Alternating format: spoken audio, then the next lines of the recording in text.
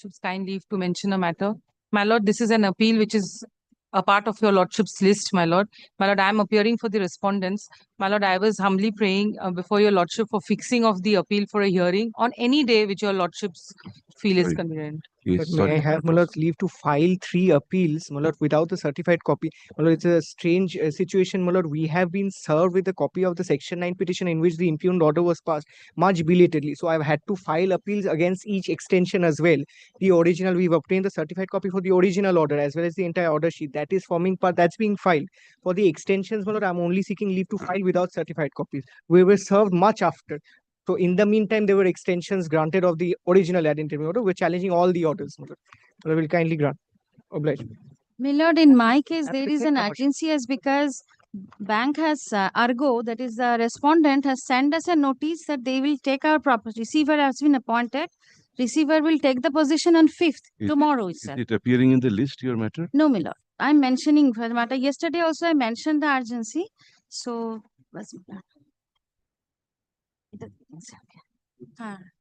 non-commercial appellate center. You have asked it for to be listed on the 11th. That is what is mentioned on the cover form. That is maybe by the default of the clerk filing it, my lord. We don't know. It's 11th is 11th. Yes. They will be prejudiced, my lord. You should have been more careful, madam. My lord, I've Yes. instructed, but there is an, I think the 3... Two appeals, my lord. Inclusion. Yes, your lordship. Inclusion, your lordship. Give Your it. lordship is hearing a similar matter as item number 16 to 18 of your lordship's list. What's the point? Your lordship, it has been filed challenging the rule 4Q of the West Bengal. It says selection of sites, wherein my writ petition or this it is an assigned matter, your lordship. 16 to 17, your lord. 16 to 18, your lordship. Similar matter, your lordship. Similar. Non-commercial site. No, we have never heard this. 16, 17. 16, 17 commercial and non-commercial. It has been assigned, your lordship.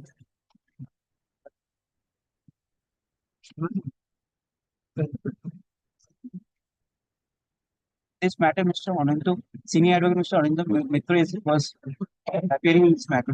দিয়ে দাও যদি similar না হয় ওরই problem আমাদের So, may I have your lordship's kind leave to prefer an appeal? এই হ্যাঁ তাও তো পেছনে আছে your matter has been assigned also. Yes, your lordship. No, your lordship, it has not been assigned, your lordship. ফেরত দিয়ে দাও And, may I have your lordship's kind attention, my lord? আমি বললাম ওর ম্যাটারটা অ্যাসাইন্ড আছে Lord, may I have your lordship's kind leave to prefer an appeal, my lord, without the certified when copy? was the order passed? Lord, the order was passed on 29th July, my lord. I applied on 18th August. Lord, thereafter, my lord, the Honorable Single Judge has made the matter CAV, my lord, and the file is lying with him, my lord. My clerk, my lord, tried... File. Call the list. It allowed the second judge stop.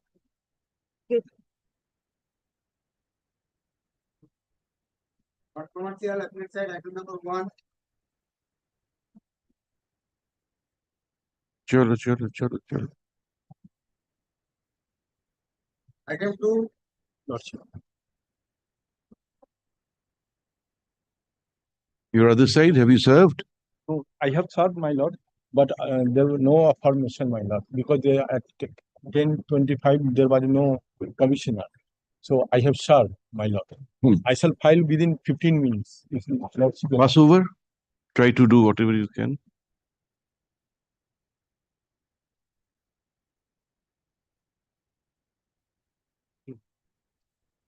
My lord, on previous occasion, I prayed for your lord's leave to file condonation of delay. Number 3. Sorry. Yes. We have filed the appeal on section 5 for condonation of delay. Yes. But my senior is not present today. If you lordship pleases. Point is, have you served? No, it has not been served. We have serve.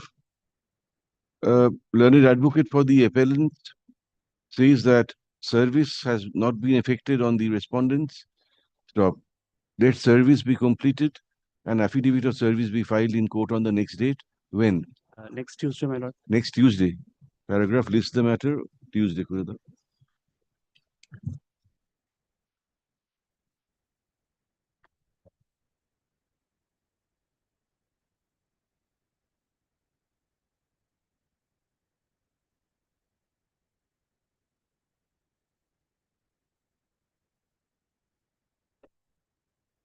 If I am for the petitioner, I paying for not today.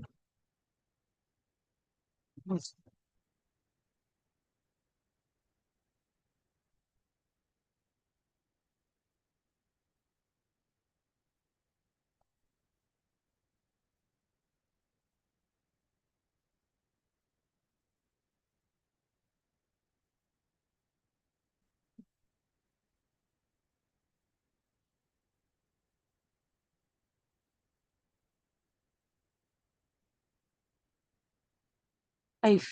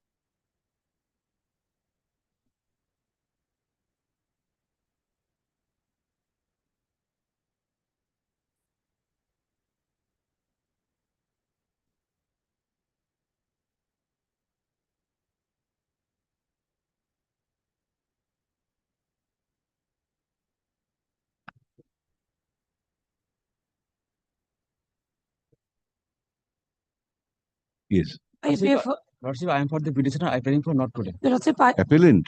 Yes, Lordship. Lordship, I appear for the respondent. Lordship, this appeal is, the order impugned is not appealable, my lord. The appellant has come challenging the order with which Section 8 application was allowed by the learned trial court and the dispute was referred to arbitration, my lord. It is not appealable under Section 37, my lord. Lordship, kindly fixed any day. Next, I will.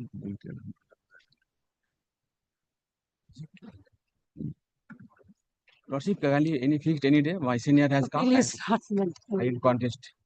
Who is your senior? Mr. Mokaram Hossain. Tuesday. On the request made by learned advocate for the appellants, let this matter stand adjourned and be listed again on Tuesday, date the paragraph.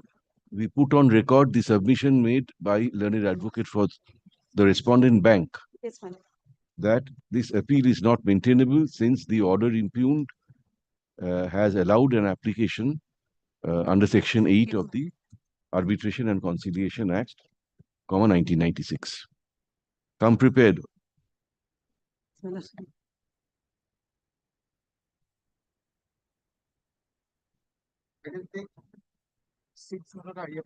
lord.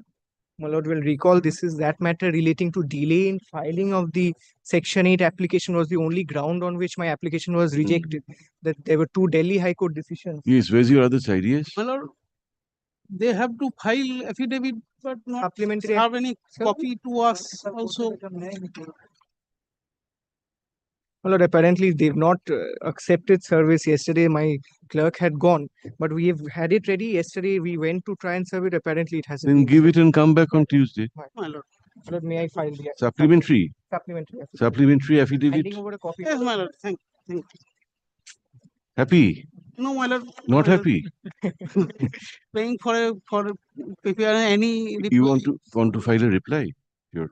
My lord, on the last occasion, they had prayed to file an affidavit in opposition. Since this was only a question of law, this is only order sheet, my lord, nothing more I've annexed. All records of court, it was only to bring on record the entire order sheet. That's why, my lord, Only refused. order sheet, he says. Specifically, my lord. Supplementary affidavit filed on behalf of the appellants in terms of leave granted by us on August 28, 2025, be kept with the records. Stop. A copy of the affidavit has been made over to learned advocate for the respondents in court today. Stop. Learned advocate for the respondents, paragraph seeks time to consider the affidavit and come back. Paragraph lists this matter once again on Tuesday. Date the other. I had done my research in this regard. Mullah will recall, since Justice Pratibha Singh had taken a view relating to the amended Section 8, there seems to be differing views between high courts. Right now, Madras High Court has taken a completely contrary view in respect of non-commercial suits. So, Mullah, perhaps Mullah will have to decide this point, at least for non-commercial suits. This will be an interesting point. Very good.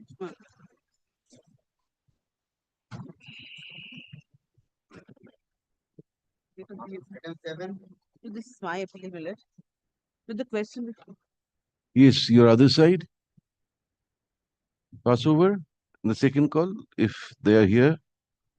Who was appearing? Mrs. Bhattacharya was appearing. The only point was Interest. 18%. Yes, Millet. But I will, now that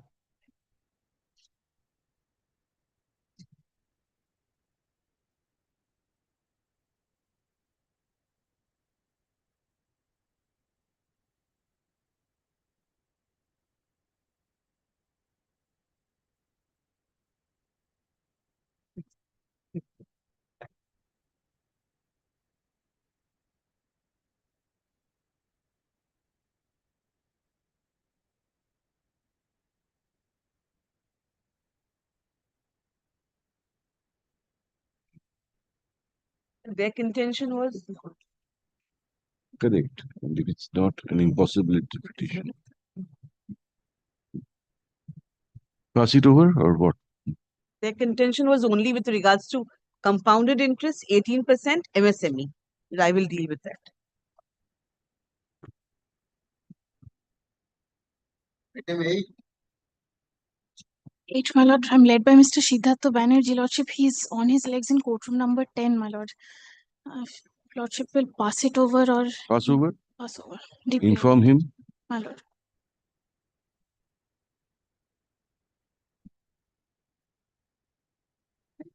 Madam, for the petition.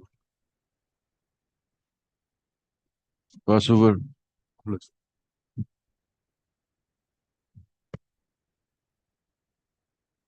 Item 10.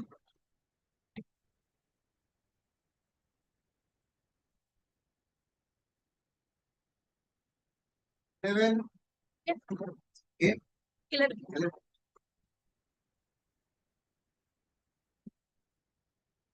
Lordship, the appellant was being represented by the advocates for the legal aid. I was appearing for National Stock Exchange. Respondent number 1 is the arbitrator. Since our summons was received in our office is why we've appeared. We've submitted the arbitration records before your honors court. কি করছো অ্যাপেলেন্ট নেই কি কেন খুলছো?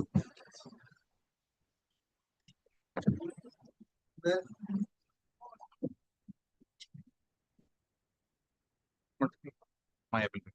That Dika Shankar matter, but we are arguing. I'll conclude today. I'll conclude today. Where's your other side? Who was appearing? Mr. Bihani. Mr. Bihani. Mr. Noin Bihani. Mr. Kurujit Mitro leading Mr. Noin Bihani. Second call. They are not here.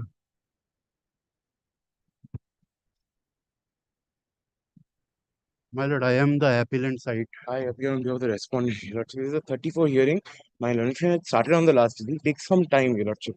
I'm in a little bit of difficulty today. Not today, then only. Or if your lordship can fix it after the vacation will be That you both of you talk and decide. No problem. Your lordship will keep it after the vacation. It will take some time. Learned advocate for the respondent. The joint prayer, your lordship. Prays that requests that this matter may be taken up immediately after the puja vacation. Stop. Learned advocate for the appellant, in his usual fairness, appellant's koro, does not oppose such prayer paragraph lists this matter immediately after the puja vacation. Date the 24th October, October 24th. 24th October.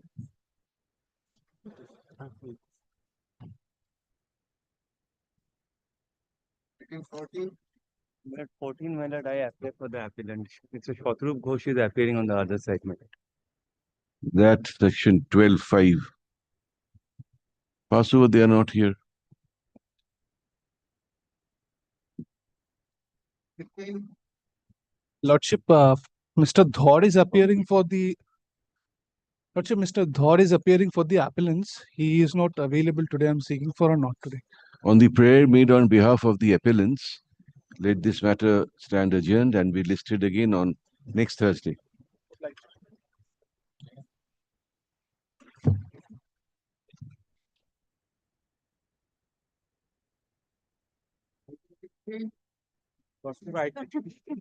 Sorry, for item 15, I understand. 16 years. Lordship, I'm paying for a short passover. I'm led by Mr. Anindya Mitra. He's on his way. 16. 16 and 18. Lordship, in 17, I am appearing. 16, 17, 18 Passover.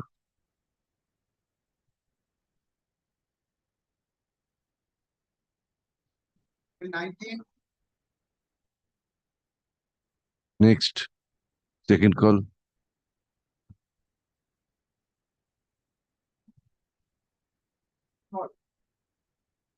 Number 1. Usual. A. Chilona. Review.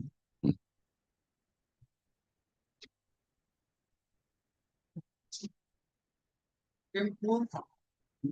Short passover, my lord. Because affidavit of service, my lord, my junior veteran. All right, Passover.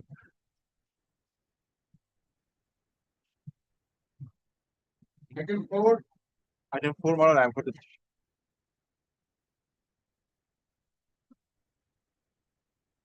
On 28th of August 2025, this bench was pleased to direct me to serve copy upon the contemners.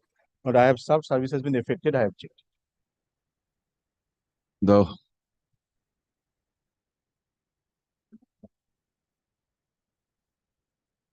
That reports are there, my lord. The bottom portion shows that has been delivered. How many contemners are 2, there? my lord. Petition to thou.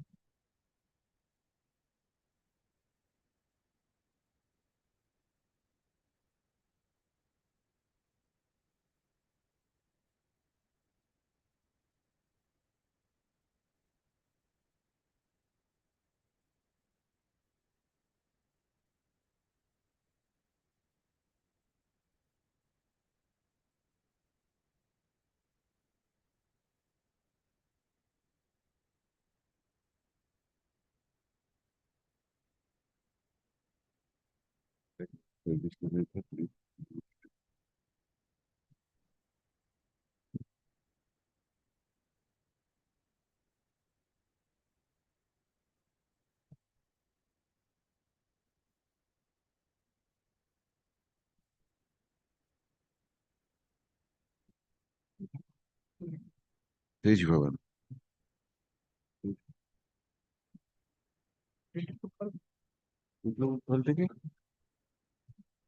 নাকি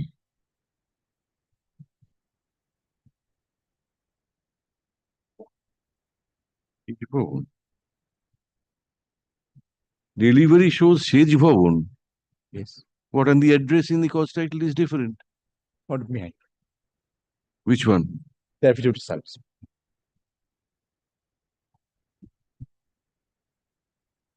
Contempt number 1 is Nobanno. Yes. Contempt number 2 is জনস্বাস্থ্য কারিগরি ভবন। That's contempt number 1, that is Howrah. Nabanna, হ্যাঁ। It shows item delivered at Howrah. What do you mean at Howrah? Howrah is a big district. That's there. There I can't change this. Howrah head office. Yes. Head post That's office. mean from Howrah head office that has been delivered. That's the new there is this is the present and the new structure of this particular portal. That gives like this, my lord. We can't change it. And the next one, page 6, Sej Bhavan, but that's a regarding Janashastro Karigari Bhavan, that shows from the Sej Bhavan, that's their one office. The post office. SO means, my lord, sub office, the sub post office, and my lord, HO means the head office of the postal department. No, sorry, Mr. Jha, we are not. We don't know because we have never seen something like this before. My lord, after last 4 weeks, there is a change in this portal. The India Post, there is a change. My lord. Now it's become my speed post, and we are getting all these things. Because please appreciate, unless we are. If you lot Addressee. that was there. That was this is the new thing, my lord, and for one track report we have to get. No. Then you get something from the postmaster general. May I to make? Can I?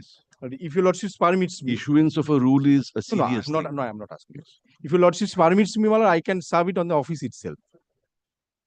Serve.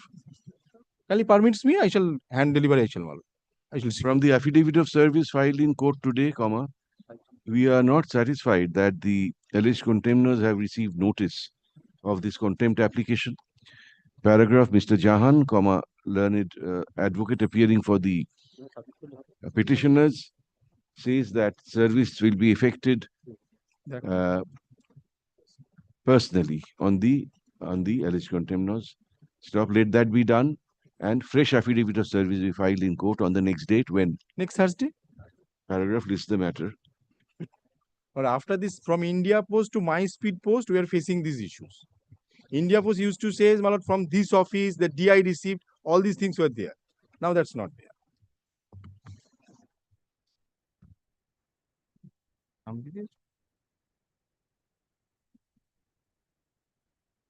Number 7.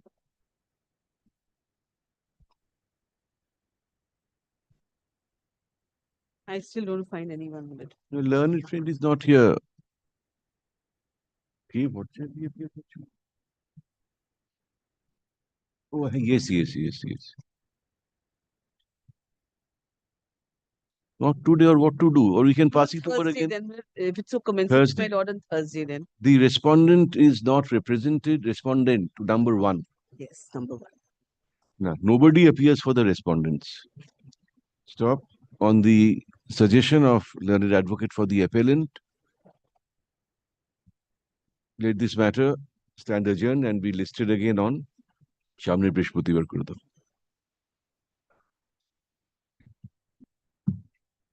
Obligement.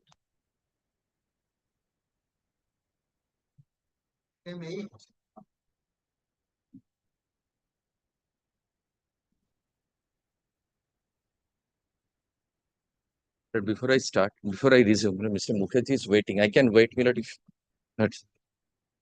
Do we Ramsaru? No, sir. আমার খারাপ লাগছে sir আপনি বসে থাকবেন চলবে Ramsaru? Yes. We can take it up if you like. My lord, I'm ready, my lord. I don't say, my lord. You have not concluded, have you? No, my lord. I was, my Milord, lord. I'll not leave the courtroom. I'll wait for my turn. Milord, I'll wait. No. My lord, I asked him how long he'd take, my lord. He said this matter will take about an hour. That's what he told me. So, my lord, I said, let it start. Never make this prayer again. This is not right. Do you have your juniors with you? My lord, I can do it without my juniors, but my lord, Up to you. We are happy my lord, to. I don't see, my lord, anybody from the other side. My lord, let this go on, my lord, for Very some well. time. I'm Very well. Thank you.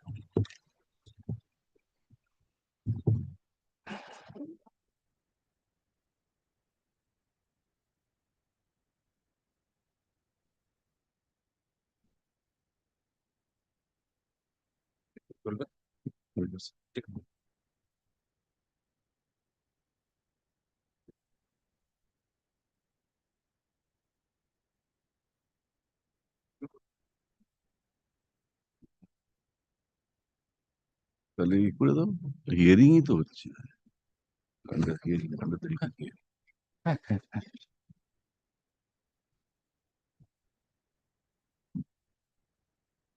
Your matter, since we are since we are hearing the matter, really hearing the appeal, it'll be listed under the heading hearing. No more for orders. Yes.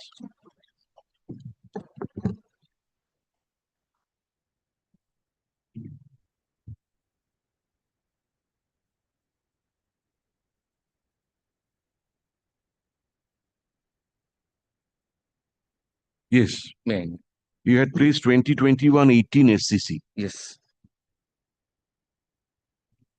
Milord, I was trying, Milord, to impress upon your lordship that, Milord, in order to, Milord, be entitled to invoke the arbitration, or, Milord, to approach, Milord, the facilitation council, Milord, for conciliation or arbitration, one must be, Milord, a supplier, not, Milord, mere an enterprise. And, Milord, the Act defines, Milord, enterprise and supplier, Milord, differently. Milord, every enterprise, Milord, can't be a supplier. Because, Milord, in order to be a supplier, one has to, Milord, get himself registered under the MSME Act. Milord, my learned friend, Milord, relied upon, Milord, a West Bengal government, Milord, registration, which shows that, Milord, he was registered under a different statute, Milord, as a small scale industry. But, Milord, even, Milord, being registered under, Milord, the State Act, they thought it prudent, Milord, to get themselves again registered, Milord, under the MSME Act. So, Milord, had it been sufficient, Milord, the registration under the State Act been sufficient for him, for her, Milord, to come under, Milord, MSME Act, there would have been no necessity, Milord, for her, Milord, to get registered under the MSME Act. So that, Milord, he got herself registered under the MSME Act itself shows that, Milord, that registration was not enough, Milord, to bring her under the definition of, Milord, supplier. And MSME Act, Milord, I will show, Milord, the object and reasons. Milord, MSME Act, Milord, is a central government legislation which comes, Milord, under, Milord, the list 1.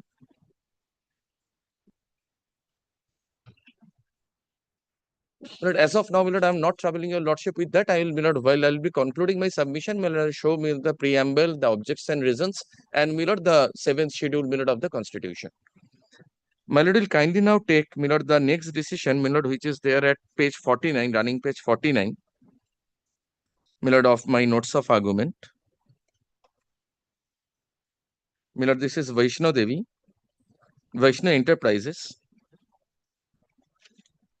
Milord, reported at 2022 SCC Online Supreme Court 355. Kindly, Milord, take paragraph 15.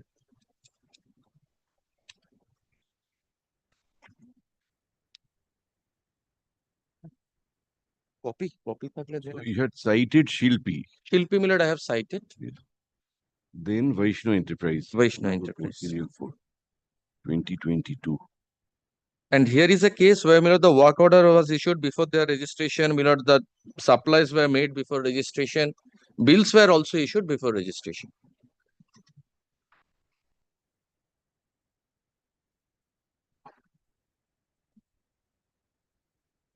Kindly, Milord, take running page 52 of, Milord, my notes, paragraph 15 of Vaishno.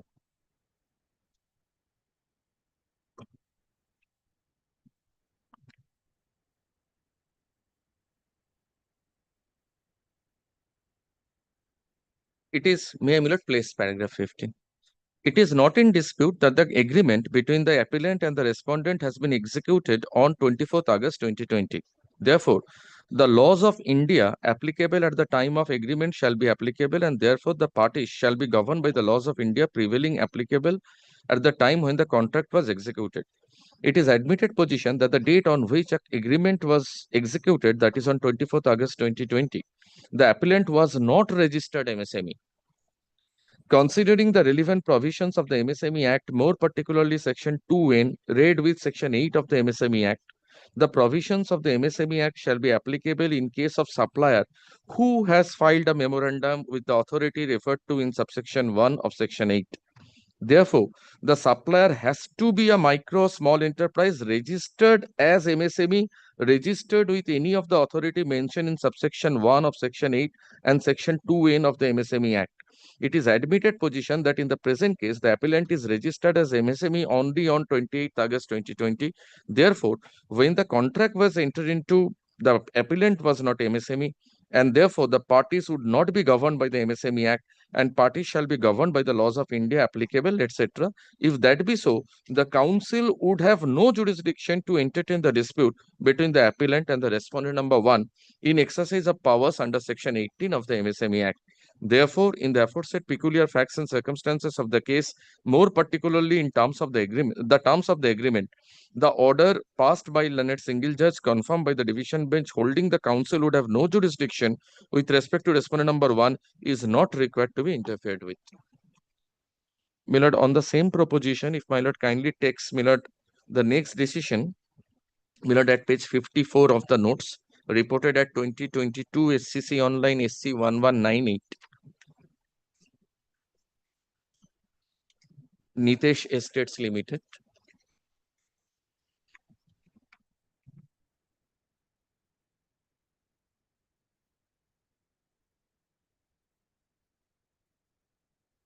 Paragraph 4 of this judgment.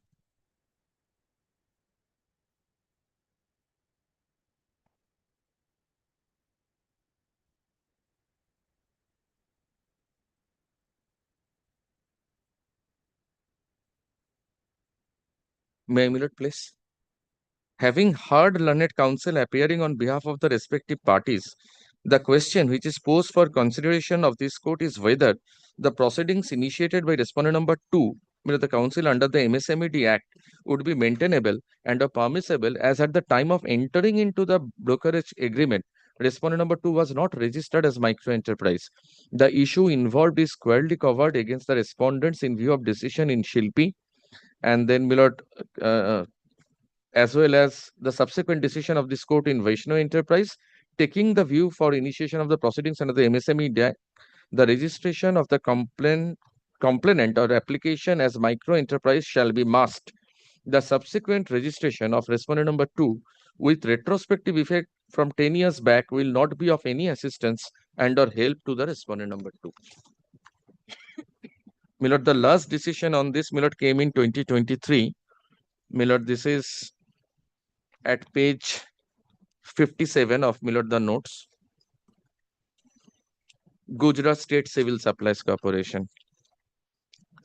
Milord, the relevant paragraphs are paragraphs 51 and 52.6. At Milord page 89, running page 89.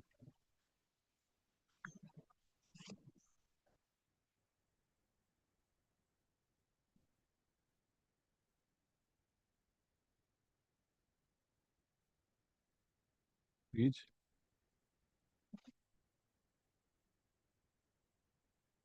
Running page 89. 89, Milord. Paragraph 51 of Milord Gujarat State Civil Supplies Corporation. 51, আমার ওই নোটসের page 89. 51 or 52.6.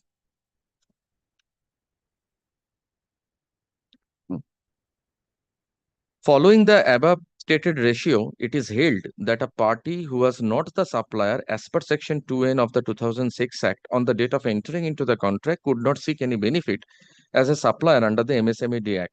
A party cannot become a micro small enterprise or a supplier to claim the benefit under 2006 Act by submitting a memorandum to obtain registration subsequent to entering into the contract and supply of goods or rendering services. If any registration is obtained subsequently, the same would have the effect prospectively and would apply for the supply of goods and rendering services subsequent to the registration. The same cannot operate retrospectively. However, such issue being jurisdictional issue, if raised, could be also decided by Facilitation Council. That's something different. Then 52.6, a party who was not supplier as per definition of 2N on the date of entering into the contract cannot seek any benefit as supplier under MSMED Act. If any registration is obtained subsequently, the same would have an effect prospectively and would apply to the supply of goods and rendering services subsequent to the registration.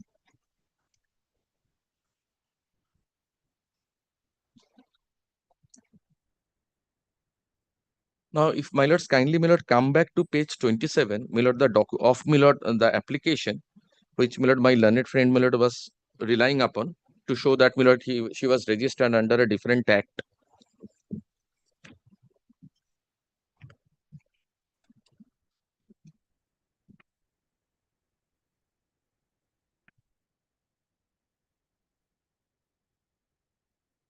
My lord, kindly take my lord page 27. Kindly see, my lord, the unit was, my lord, registered under the Directorate of Cottage and Small Scale Industries, my lord, as a small scale industry.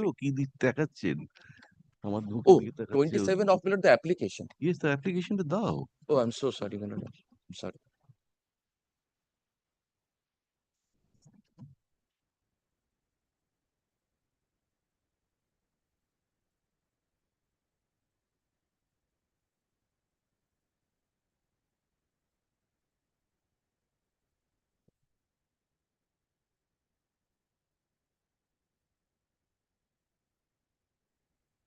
page 27, my lord, of the application.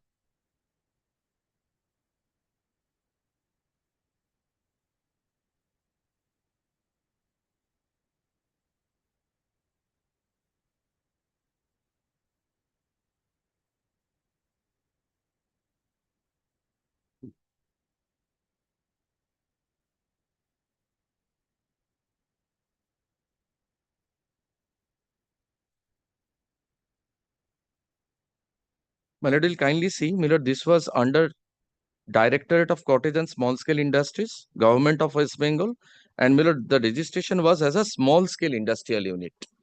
Now, if my lord kindly turns to page 42 of the same application,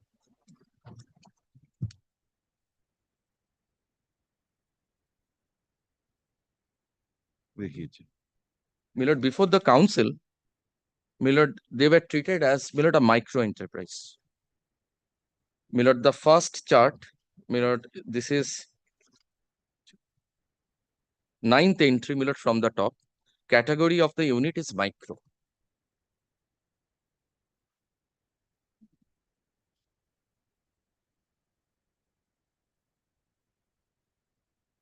And then, my lord, kindly turn to page 260. I'm sorry, ma'am.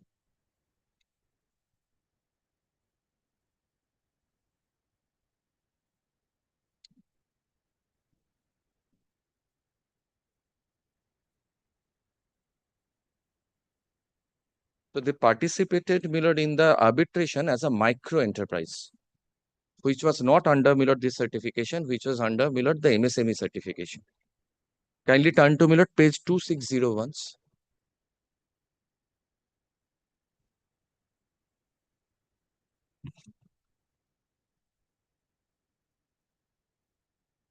You have shown us this, Mr. Banerjee. Yes, my lord, this was micro under the MSME Act. My lord, will kindly take, my lord, towards somewhere towards the middle of page 260. They were registered as micro under, my lord, the 2006 Act, whereas, my lord, they were registered as small scale industry under Government of West Bengal. And in arbitration, they were treated as a micro enterprise. So that certification was of no effect, was of no value at all.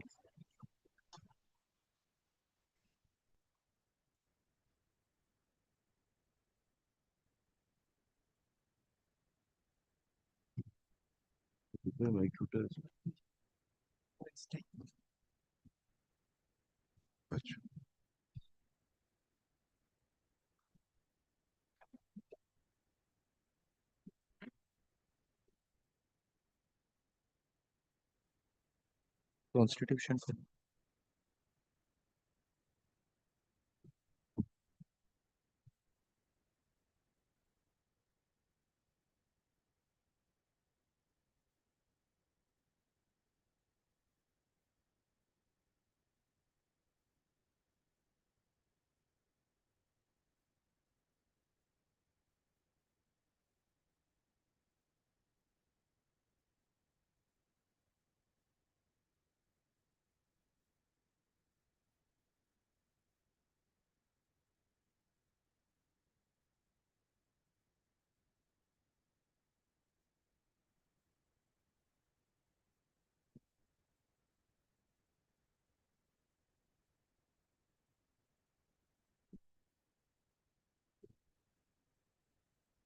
Yes. Now, my lord, kindly take, my lord, the Constitution, 7th schedule, list 1. Arekta boi den, Constitution.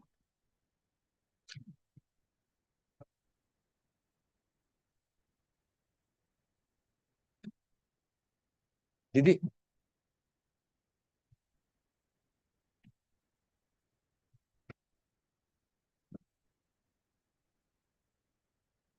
My lord, entry 52, my lord, arekta boi ache? Constitution আছে?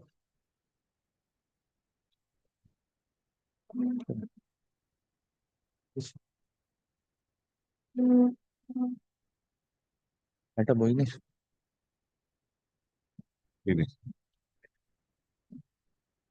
Nirakar.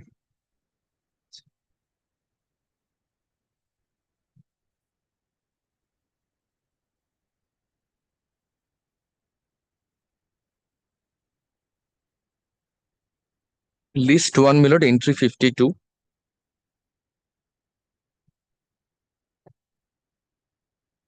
Industries, the control of which by the union is declared by parliament by law to be expedient in the public interest. So, my lord, this should be under the control of union as declared by parliament by law.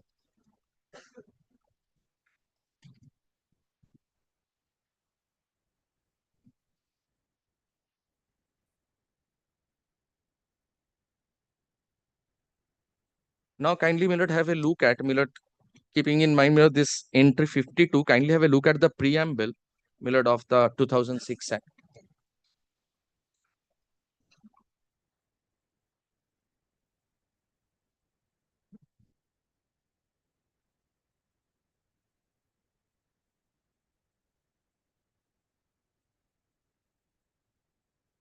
An act to provide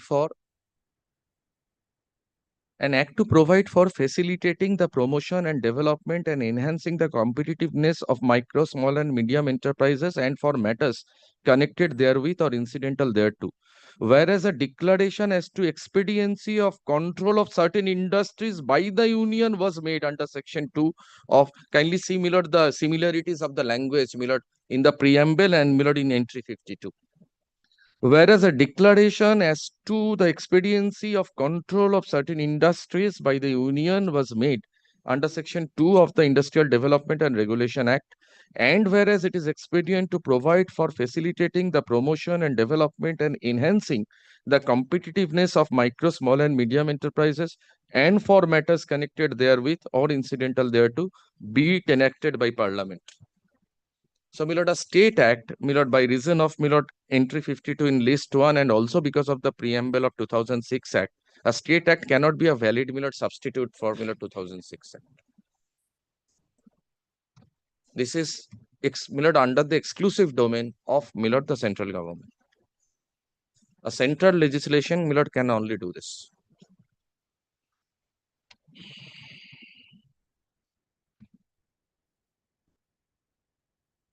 So, registration under a state act, my lord, won't help.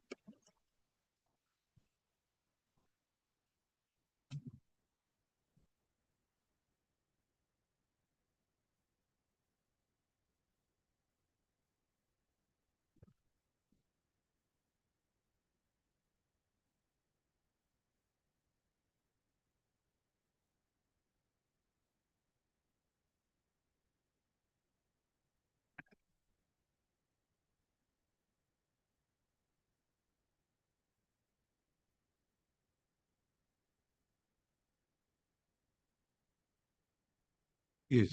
Now, my lord, I had taken a third point that, my lord, the conciliator, the same persons who had acted as conciliators, my lord, then acted as arbitrators, which is, my lord, not permissible under, my lord, section 80 of the 1996 Act.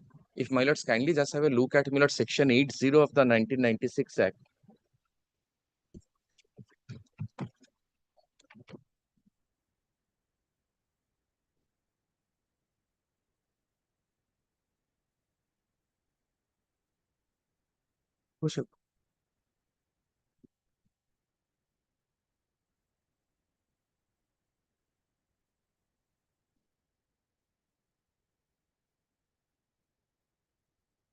Section 80 says, my lord, role of conciliator in other proceedings.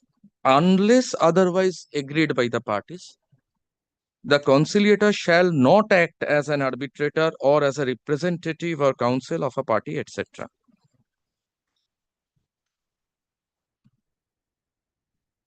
So, my lord, there is an express, my lord, bar. Now, my lord, these provisions, my lord, apply to any arbitration before the council as well. Kindly take, my lord, 2006 Act, section 18, subsection 4.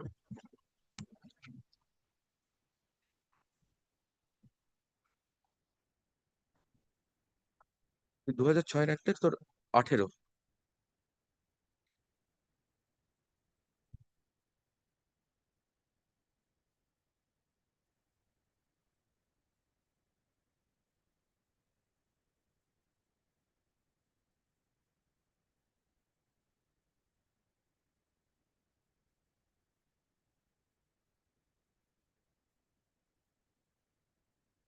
Now, my lord, it has become mediation. My lord, previously, my lord, prior to amendment in my lord September 2023, my lord, this was conciliation. Arbitration was to be preceded by a conciliation. Now, my lord, it has become mediation because of my lord, the amendment which was brought into effect, my lord, in September 2023. Kindly take, my lord, the unamended provision of section 18. My lord, will kindly get that, my lord, at the bottom, my lord, as footnote of section 18. Kindly take subsection 2 of my lord, unamended section 18. On receipt of a reference, the counsel shall either itself conduct conciliation in the matter or seek assistance of any institution or center providing alternate dispute resolution services by making a reference to such an institution or center for conducting conciliation, and the provisions of sections 65 to 81 of the Arbitration and Conciliation Act shall apply to such a dispute as if the conciliation was initiated under Part 3 of that Act. So, my lord, it includes section 80.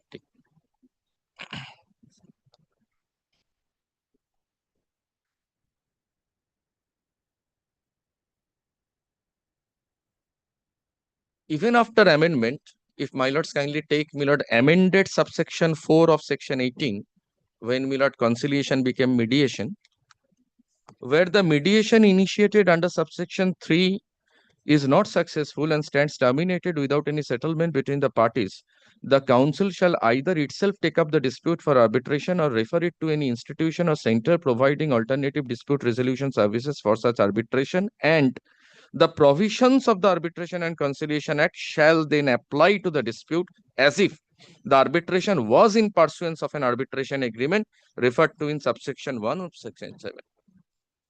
Now, my lord, why this, my lord, restriction? Why, my lord, conciliators cannot act as arbitrators? Because, my lord, in conciliation, something may happen. Somebody may give a waiver, my lord, may concede to something which should not be, my lord, carried forward unless there is a settlement, my lord, to arbitration. My lord, that was the idea. Here, if my lords kindly have a look at the arbitral award, every line says that, my lord, I was not responsible. I did not show any responsibility, my lord, in course of conciliation. So, my lord, I am not, my lord, a good litigant and I should suffer. Kindly have a look at, my lord, the award which starts at page 40 of, my lord, the application.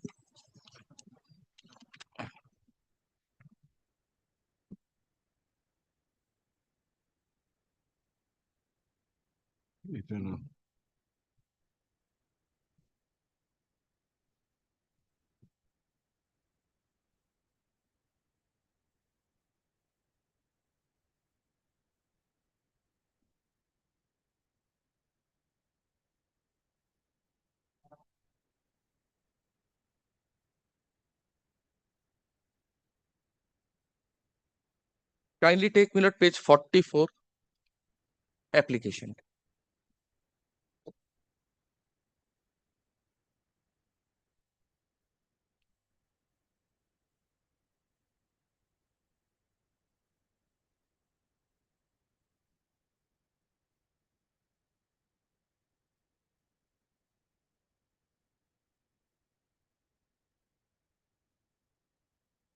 23rd June 2021 at page 44, minute towards the bottom of page 44.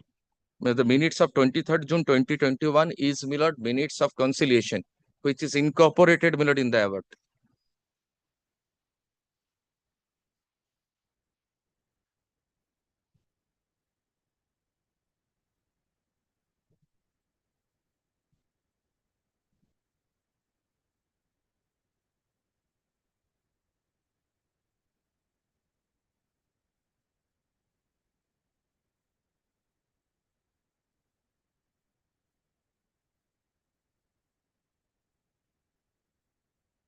Then, my lord, page 45, my lord, under the heading procedure followed in the conciliation process. My lord, fifth point under that heading, settlement between the parties in conciliation could not be arrived in conciliation hearings since the buyer side did not appear. Everywhere, my lord, they are referring to the conciliation procedure. Then kindly take, my lord,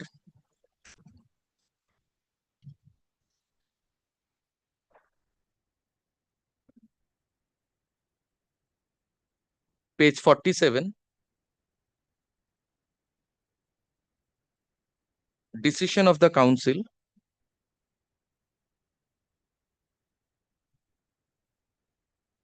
It revealed, I'm sorry, page 47, my lord, the date is 13 July 2023. After, my lord, 5 lines, decision of the council. It revealed that buyer unit shows indifference attitude during conciliation process and appeared only single conciliation hearing out of 3 hearings. Moreover, ample opportunity to resolve the dispute through conciliation was provided to the buyer unit, but they completely ignored the statutory forum. Furthermore, the buyer's lackadaisical attitude during the conciliation process compelled the council to terminate conciliation process, and buyer unit also failed to submit statement of defense within the stipulated time period. Here, my lord, we prayed for, my lord, an adjournment for a day, which was, my lord, declined. Ample opportunity was provided to the buyer unit to file written response against the claim of the supplier unit, but they tried to prolong the adjudicatory process. My lord, they are saying this on the 3rd day of arbitration. Moreover, during today's hearing, learned advocate of the buyer unit also prayed time to file objection. The buyer unit, though she was supposed to file their defense after receiving another copy of petition from the supplier unit, which shows they are buying time to delay the adjudication process, which is against the objective of MSME Act. Furthermore, the buyer unit failed to raise any objection regarding materials received by them within the stipulated time, etc., etc. My lord, statute says when the arbitration starts, my lord, the arbitration would be guided by the provisions of 1996 Act. 1996 Act, my lord, makes a provision for, my lord, completion of pleadings within 6 months from the date of commencement of the arbitration, from the date, my lord, the arbitrator enters reference. Here, my lord, on the 3rd day, my lord, the conciliation failed on 23rd June 2021. After that, my lord, notice were not served to us. After getting notice, my lord, we appeared, prayed for, my lord, an opportunity to file, my lord, our statement of defense in the form of a written objection, which was declined, and said that, my lord, we are buying time. So, my lord, the impression that they gathered, my lord, in the conciliation, during conciliation, they carried it, my lord, in the arbitration. And, my lord, passed the award, which is why, my lord, we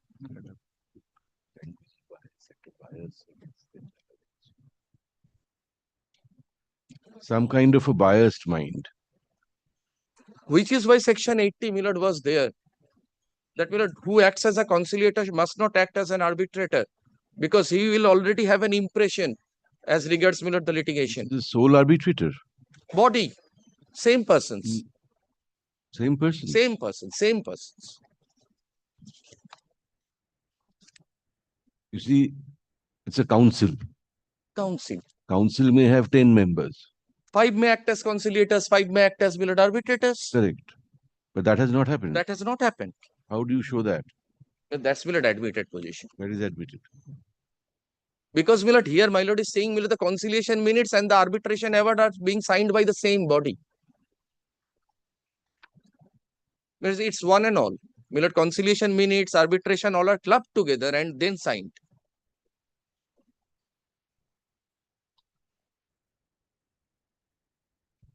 So, my lord, we took a point that, my lord, this is wholly without jurisdiction. Firstly, because of, my lord, they not being a supplier. Secondly, because of they not having, my lord, capacity to act as arbitrators. So, this was a fraud on law.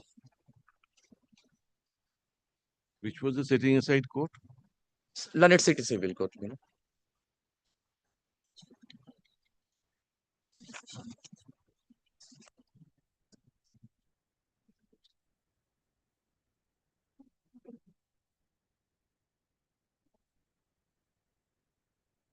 Then, my lord, kindly take, my lord, my learned junior is correct. My lord, kindly take page 49.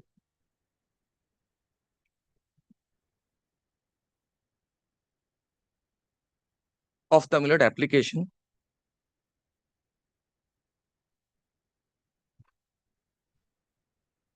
First line at, my lord, of page 49. Findings and opinion of the council. after perusing all the available documents submitted by the supplier unit and from the oral deposition, this never happened before me, my lord. I did not have any opportunity to cross. And deposition is nowhere recorded.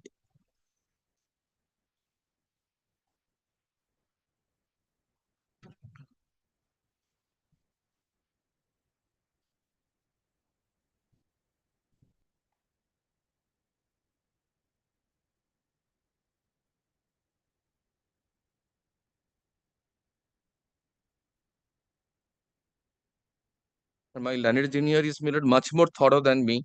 Kindly take, my lord, page 50 then.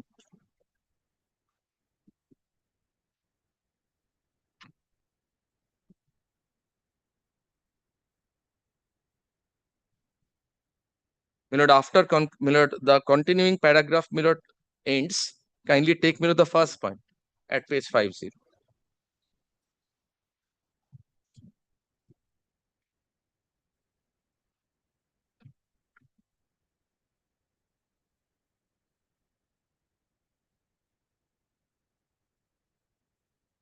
Moreover, Yes, my lord.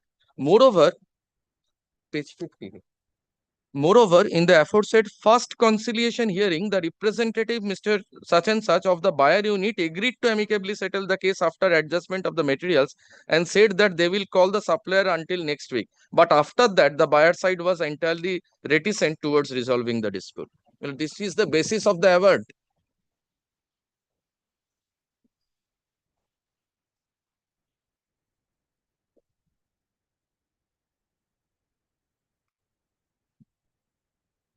Okay.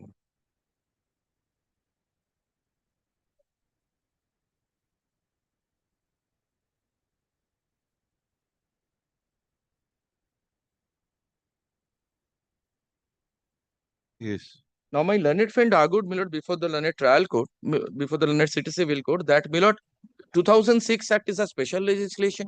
96 Act, my lord, is a general legislation. So, since 2006 Act, my lord, permits, according to her, my lord, conciliator to act as arbitrator, my lord, there was no illegality in this. Kindly have a look at, my lord, the 2006 Act, section 18 once more.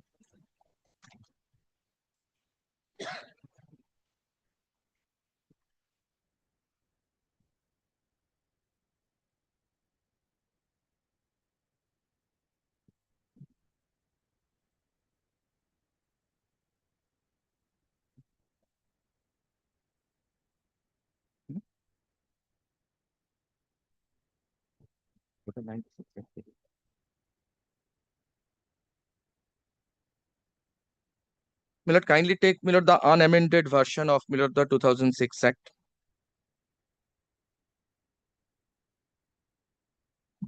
Subsection 2 of, my lord, the unamended version of the 2006 Act, my lords have seen.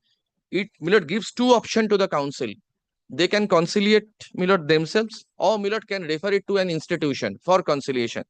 Subsection 3 is same. It says where the conciliation initiated under subsection 2 is not successful and stands terminated without any settlement between the parties, the council shall either itself take up the dispute for arbitration or refer it to any institution or center providing alternate dispute resolution system resolution services for such arbitration, and the provisions of the act shall then apply. So, my lord, they had, my lord, so many options available to them. My lord, they could have, my lord, done the conciliation through an institution, then, my lord, could have taken up the arbitration, or, my lord, vice versa. Or, my lord, some of them could have, my lord, acted as conciliators, some of them, the rest of them could have acted as, my lord, arbitrators. Huh.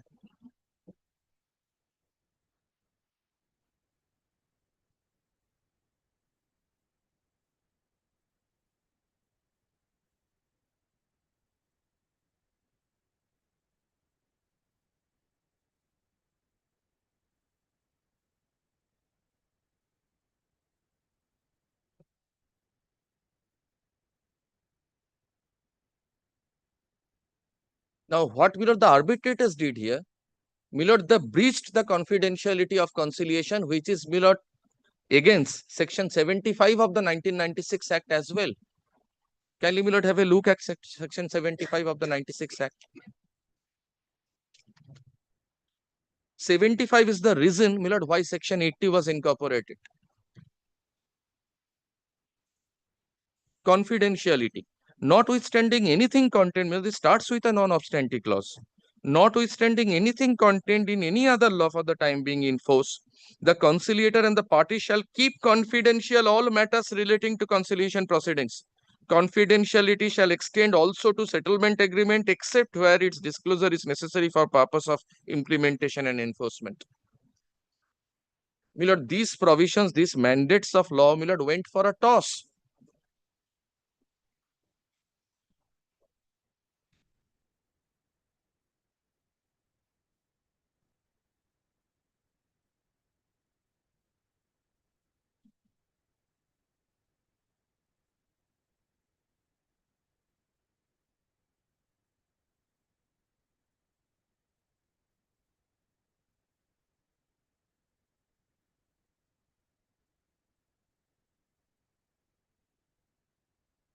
Now, my lord, my learned friend submission that, my lord, this is special legislation, this is general legislation, which can also not help her because, my lord, 2006 Act was amended in 2003. I'm sorry, my lord, 2023. I'm sorry. I'm so sorry. 2023. When, my lord, the amendment, my lord, took place, my lord, the legislators, my lord, were aware of, my lord, the provisions of 1996 Act. Even when, my lord, the Act was enacted in 2006, my lord, the legislators were not only aware of the 1996 Act, my lord, they made, my lord, 1996 Act applicable, my lord, to 2006 Act. Knowing very well, my lord, what are the rigors, my lord, what are the mandates of the 1996 Act. So, my lord, here, my lord, this distinction of special legislation and, my lord, general legislation won't apply because, my lord, the mandates of so-called general legislation were made, my lord, applicable to, my lord, the so-called, my lord, special legislation. My lord, in this context, my lord, I'll just rely on 2-3 decisions where, my lord, even general legislation can prevail over special legislation.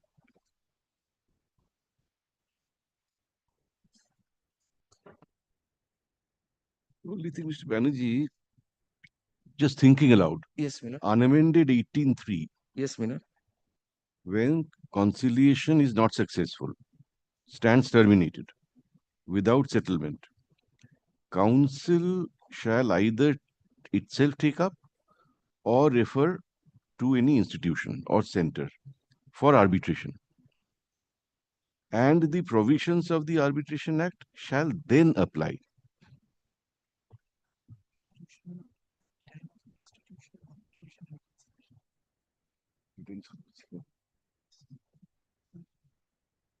So, once either the council takes up for arbitration, conciliation having failed, or the council refers to another body, then 96 Act starts, my lord, apply. that is one way of reading it. So at the stage of deciding whether council itself will take up or it will send, the provisions may not apply. My lord, may I answer? My lord, section 80 is under, I'm sorry. If you see section 21. Of, my lord, the 2006 Act. Yes. The composition of the council. Yes, my lord. It says that the micro and small enterprises facilitation council shall consist of not less than 3, but not more than 5 members. So 3 have to be there. So whatever may be the constitution of the council, one member will have to be common. That also, if 5 are there, then 3 have to be there. Minimum 3, maximum 5. If we change the constitution from 3 to 5 also, then 1 member is common.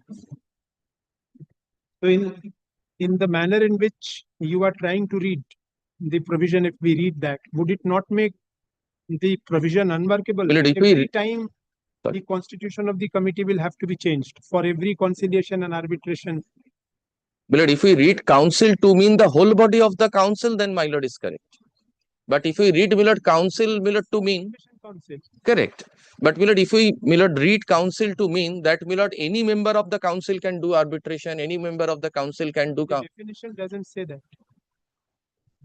Definition, my lord, doesn't say that.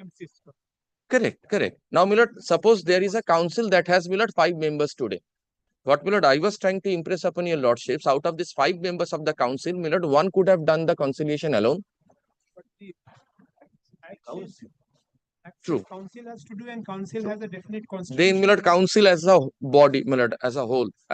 Council with at least 3 members or 3 at to the 5. highest 5 members. 3 to 5. One has to be common then, even then. If that is so, then my brother is absolutely right. Yes, my lord, that has troubled me also. You've been assuming 3. And if council always means, my lord, the council, my lord, all the members of the council, then, my lord, then there is, my lord, an option. My lord, to, my lord, avoid this, my lord, quarrel, my lord, there was an option. My lord, they could have, my lord, sent the conciliation. We have seen. But then you are making the other portion of the provision ocious. You are rendering that ocious because that will not apply at all in any case. My lord, this question was posed, my lord, to the Honorable Supreme Court. My lord, I will show your lordships what the Honorable Supreme Court has, my lord, answered. Has not answered. Has answered. My lord, firstly, my lord, answered in my learned friend's favor. My lord, absolutely what has fallen from, my lord, your lordships. Then, my lord, this was referred to Lajja bench in a subsequent decision. Suspending. That is Makali, no. কি নাম জানো justice খান্নার জাজমেন্টটা? Makali আছে? Tamil Nadu cements corporation. He has better points. You have better points. But I do not want to lose a point. That's Hey.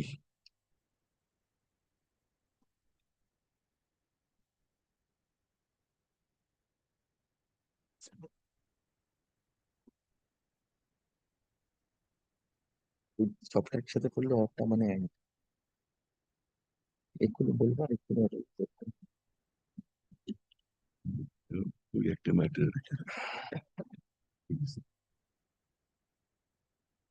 Yes. Now, my lord, kindly take 1984 টা কোথায়?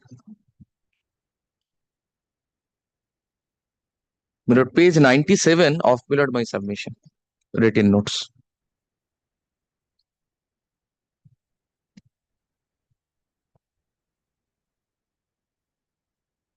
Sure. 1984, volume 3, Supreme Court cases, page 1 to 7. My lord, paragraphs 38 and 39. Page কত? My lord, page 122, running page 122.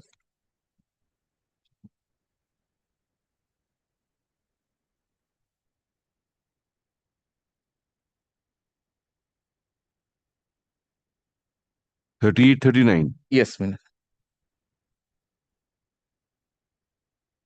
পুরোটা দেখাবো না? দেখিয়ে দিই নাকি না? My lord, my learned junior, my lord, does not want to, my lord, trouble your lordship much. Kindly, my lord, turn to page 123. My lord, only, my lord, the relevant portion I'll show. My lord, I thought I would read the entire paragraph. Page 123, paragraph 38.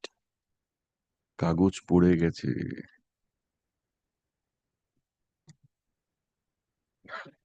Anyway, 38, 39 দেখে নেন।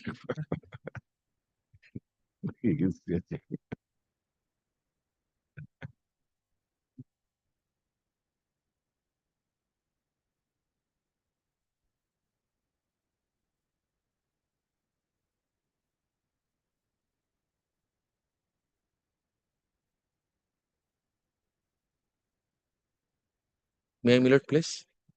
One second. I'm sorry.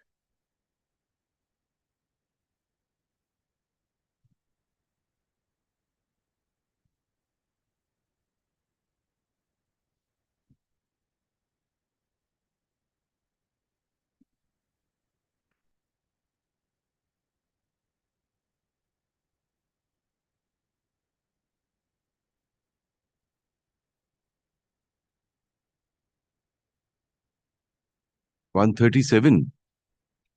123. 120.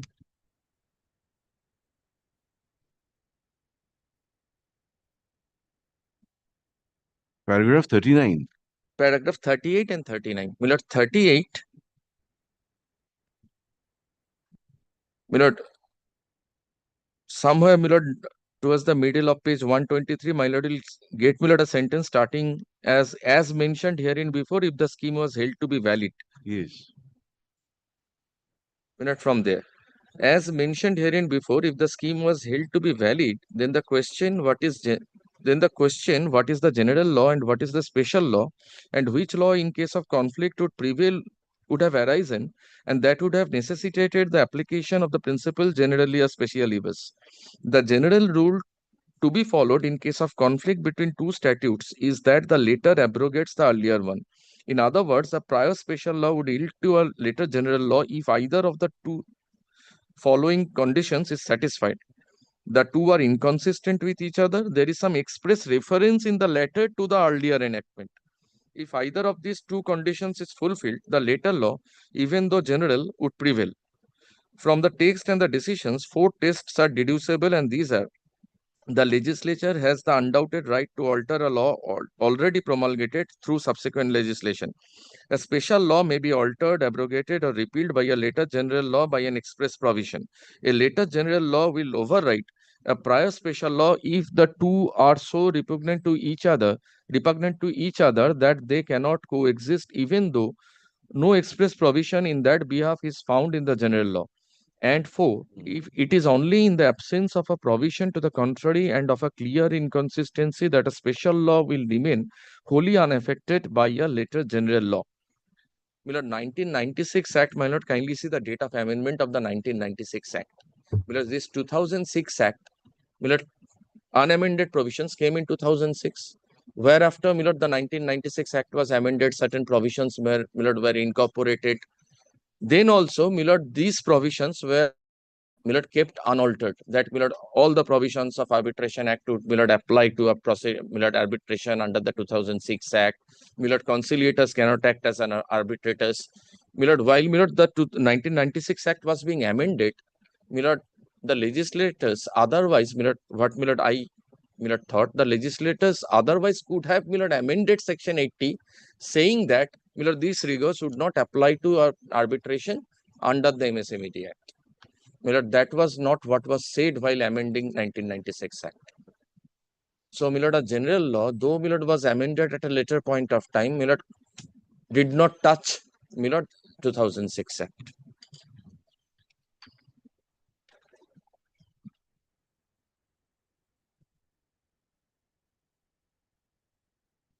My lord, 1996 Act was lastly amended, if I am not wrong, my lord, in 2015. 18. 90. Oh, 90. I'm sorry. 90.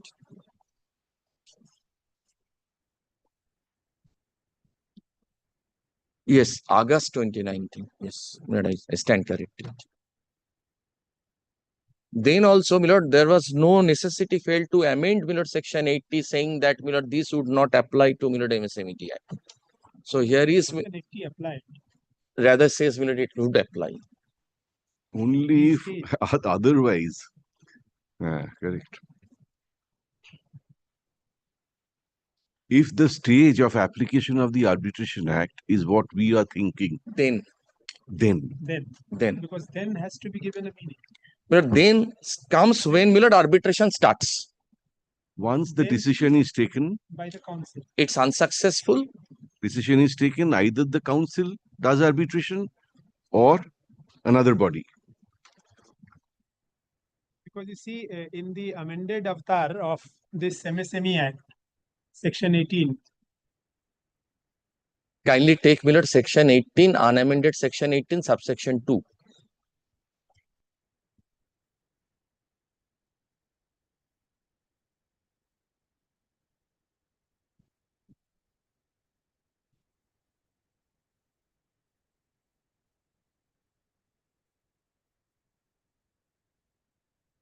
Then my lord will not get this expression then there. May I read subsection 2. On receipt of a reference under subsection 1, council shall either itself conduct conciliation in the matter or seek the assistance of any institution or center providing alternate dispute resolution services by making a reference to such an institution or center for conducting conciliation, and the provisions of section 65 to 81 shall apply. So therefore, then becomes all the more important in the new avatar of MSME Act. Then therefore assumes two things which make then important. One is that the express mention of section 65 to 81 of the Arbitration and Conciliation Act in the earlier version of the MSME Act is not there in the new Act. Even deletions or dropping of certain provisions have to be seriously noted while we are interpreting certain provisions. So this exclusion of this provision itself also should convey some sense. Why was it not After amendment, it says, my lord, lock, stock and barrel 96 Act would apply. Whole hog it would apply. Then, my lord, we are under unamended provisions. My lord, this proceeding was under the unamended provisions. My lord, our conciliation and arbitration, my lord, took place at a point of time where, my lord, the amendment did not, my lord, One more way of looking at it, Mr. Banerjee, you think of it. Section 65 to 81 of the Arbitration and Conciliation Act is referred to in the context where then is not used. Yes. It is kept out of the purview when then is used. Yes. But give some meaning. My lord, may I give it a second thought and come back then? But as we said, you have better points. Why insist on this point? Let me, my lord, try to develop, my lord. Kindly bear me one more day, my lord. I'll just give it a I second. just say one thing, Lordship. I had given my written notes on the premise that Mr. Banerjee will take only 10 minutes to conclude his arguments. This has gone over 2 days and we've come up with entirely new arguments. What do you want? You want another? I will have to give my reply, and if necessary, Lordship, I will amend my written notes. Do that. Never stop you. This has gone to great Next extent. Thursday? My lord, next Thursday, my lord, I'm not here, Lordship. If it can be kept on any other day. Thursday week? Thursday week. Great. Thursday, I'm not here. I'll Hey, to Lekho. that. Mr. Banerjee, comma, learned counsel appearing for the respondent resumes his argument but does not conclude. Paragraph as jointly agreed by and between learned advocates for the parties, comma, let this matter be listed again on Dushapta Bade Kove? My lord, 18th, my lord, is 18. coming. 18th September. My lord, instead of saying does not conclude, if my lords kindly say cannot conclude. Doesn't matter.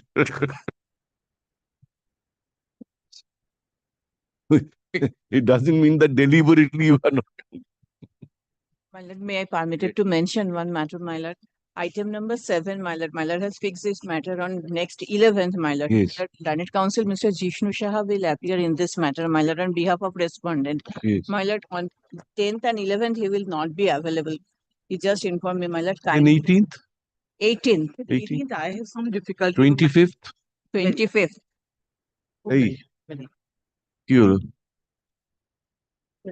25th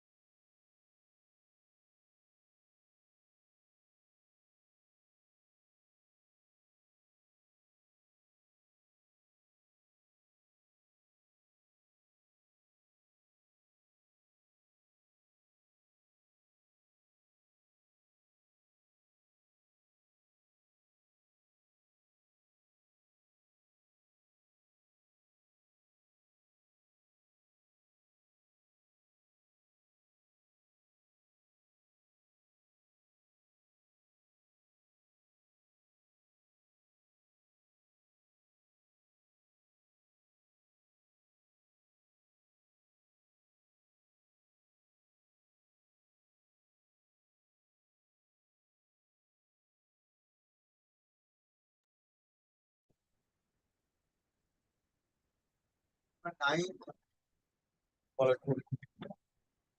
am opposing. I appear for the respondents.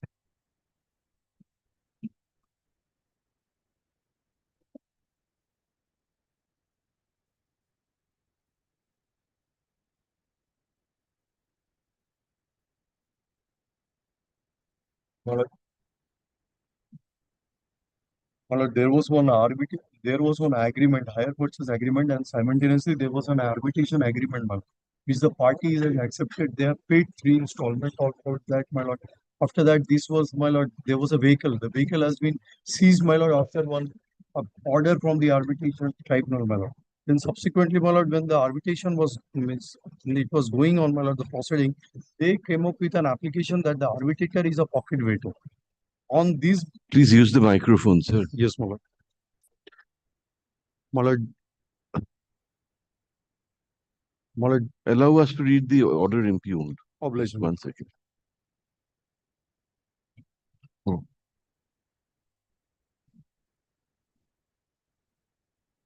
Well, it is Annexure P6 month. That is the award.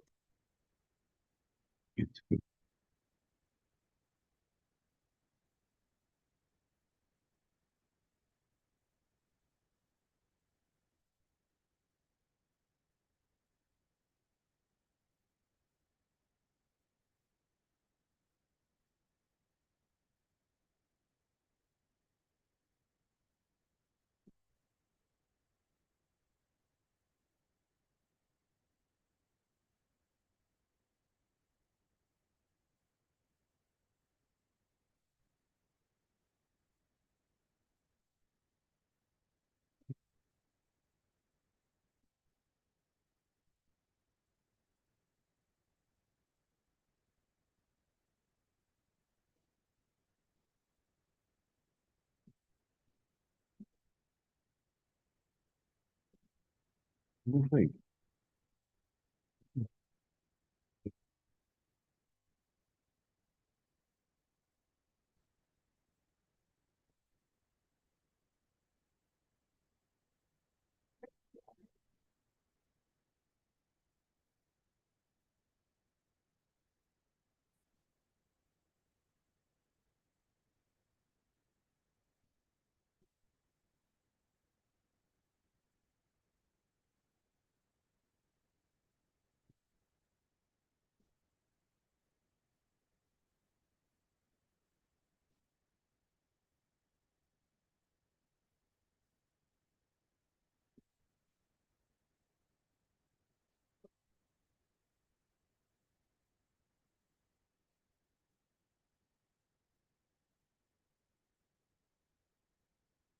Which is the bank involved? Is there a bank involved?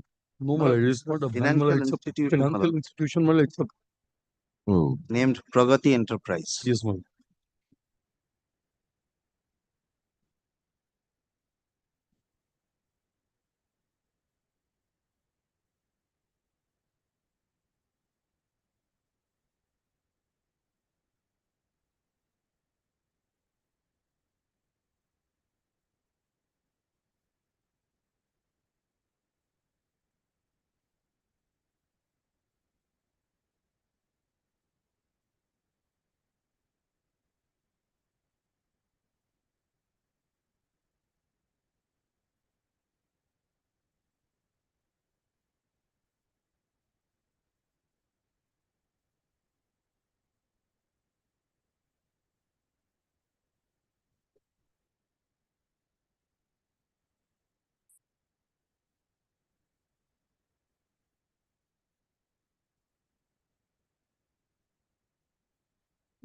I think possibly.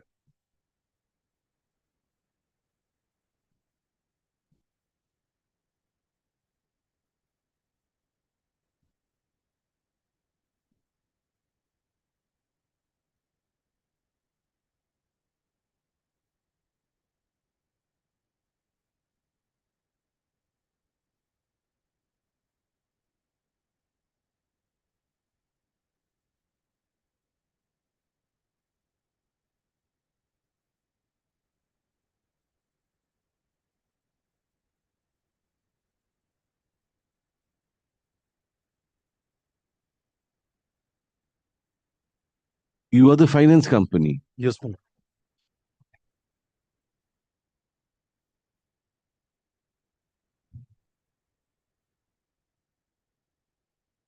But kindly take. My lord, there was one agreement prior to us, my lord. You With the- participated in the arbitration. Yes, my lord. They had, my lord. My lord, we participated. I mean, my lord, we have, my lord, entered appearance. My lord, made our application that the mandate has expired, but that's it. Nothing else. No section 21 notice was ever given. My lord, kindly see third paragraph of the judgment, my lord.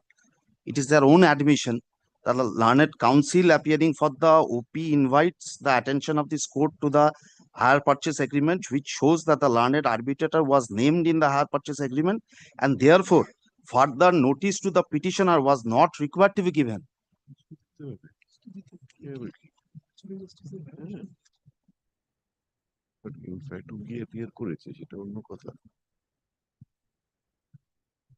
Only 40,000 was, my lord, outstanding. Where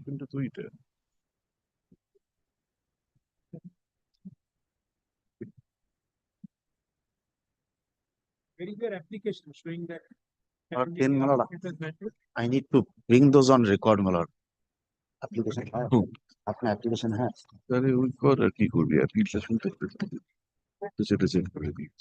We need to hear out the appeal, sir. So file an informal paper book incorporating all papers that were available before the learned trial court, including his application, whatever papers were there. We'll hear out the appeal. Hey. By the time, my lord, the Sorry? What has relief, my lord? What relief? Your award has been set aside. We can't restore the award at this stage. And my lord, my vehicle, my lord, only 40,000 was, my lord, outstanding. They have, my lord, taken the vehicle, my lord, which cost around 6 lakhs. We are saying nothing. That, my lord, there was one proceeding was there, my lord, which they have We are participated, not. my lord. We are not concerned. Esho, this appeal is directed against a judge against an order dated February 20, 2025, passed in Miss Case number 5314 of 2022, whereby the learned Chief Judge, City Civil Court at Calcutta, set aside an arbitral award that was made in favor of the appellant herein. Stop. We need to hear out the appeal paragraph. The appellant shall prepare requisite number of informal paper books, incorporating therein all papers that were available before the learned trial court, within. After vacation, my lord. Okay, very well. No, you want to file after vacation? Or we'll file before vacation and we'll... After vacation, because we have to collect all the papers. Within 1 week after the Puja vacation. Date the other, as requested by learned advocate for the appellant. Stop. Arbitrator ki party kora hai. Koi bhi hai. Why have you made the arbitrator a party? We'll delete his name in the party in the appeal. My lord, as they were the party over there, my lord, that's why it was. My lord, we will delete, my lord, if it is followed. Yes, yes. We will do that, my lord. All formalities are dispensed with, Bolechi. All formalities are dispensed with. Stop.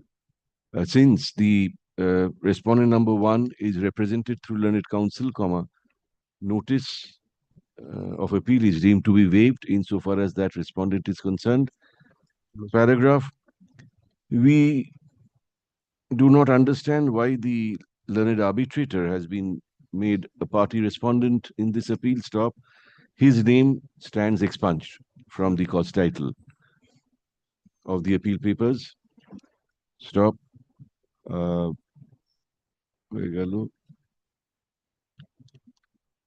Paragraph.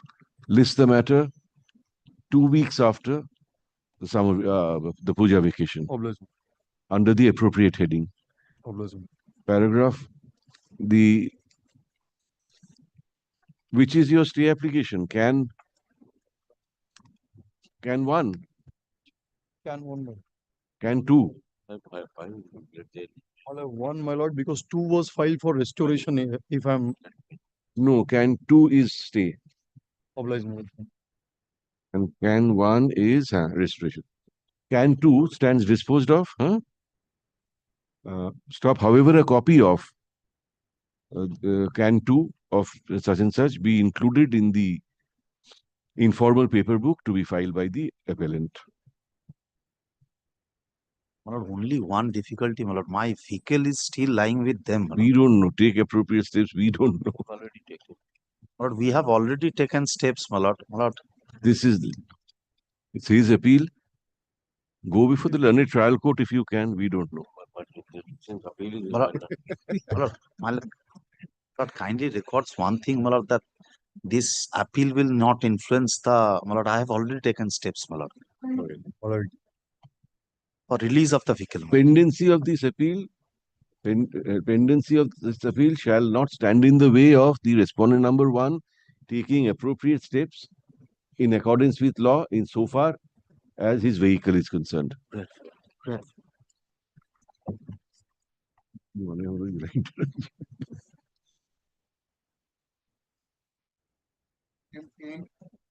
10, I am for the appellant, my lord. Well, order dated 21st of August 20. তাই না? এটা শেষ করে দেওয়া উচিত 2008-এর appeal.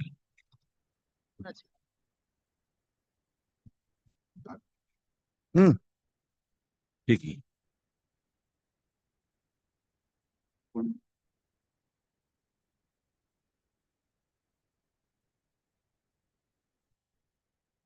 There were 2 directions. One the department will send and one will send. And this is our affidavit of service. What does it show? Tell us. Well, in the addressee number 1 and 2, addressee moved, return to sender. And the third one, refused, return to sender.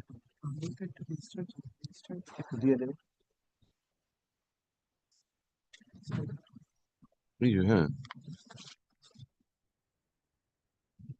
দিয়েছে একটা report এটা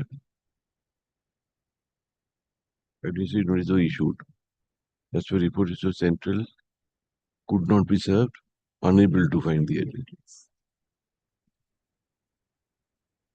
আর একজন refuse করেছে একজন করেছে that is enough they all belong to the same family. Yes.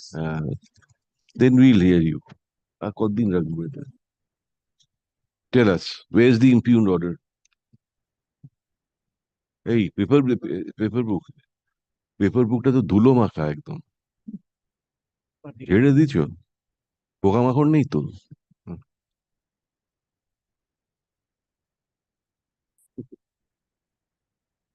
দাও হ্যাঁ ও disposable gloves রাখবে কোর্টে এই পেপার বইগুলো হ্যান্ডেল বুঝেছেন এইগুলো হ্যান্ডেল করার সময় গ্লাভস পরে করবো তাহলে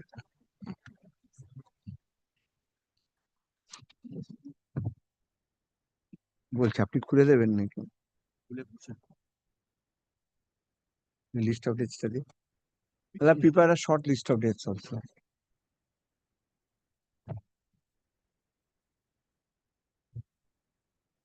How long will you take, Mr. Das?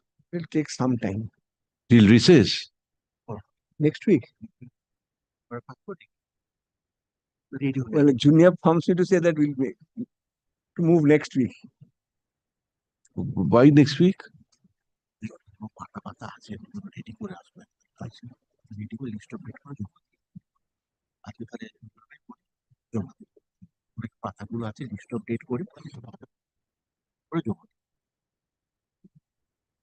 It says that the our paper condition of our paper week is also not so well. He wants to make. How will the condition improve? It will get worse next week. It says that we'll take out some printouts and some pages and list of dates. You have some urgent work elsewhere today. No. Affidavit of service, filed in court, be kept with the records. Stop. paragraph, both from the affidavit of service as well as the note placed before us by the registry, we find that who have moved, we find that Malan, 1A and 1B moved. That the respondent numbers 1A and 1B could not be located as they have moved from the recorded address. And 1C refused. The special messenger could not, as they have moved from the recorded address. Stop. The special messenger could not find them. Stop. Insofar as the respondent number C 1C refused is concerned, comma, he has refused to accept service, which amounts to good service. Paragraph. We shall hear out the appeal. Stop. Learned advocate for the appellant requests that this matter may be taken up next week. Paragraph lists this matter once again. 11th. Next Thursday, 11th. 11.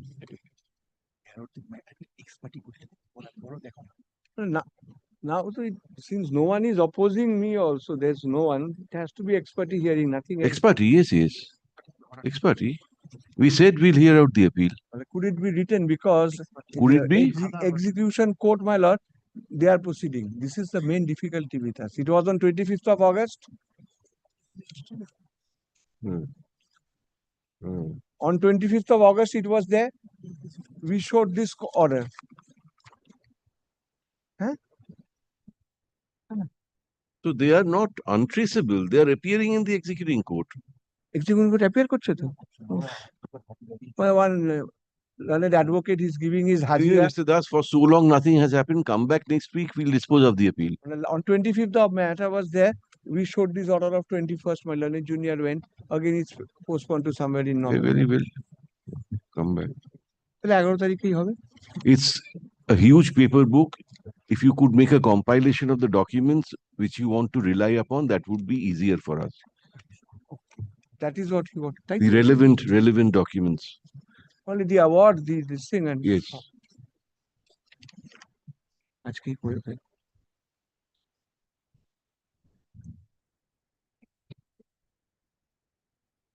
নিজে আগে গিয়ে হাত ধরি।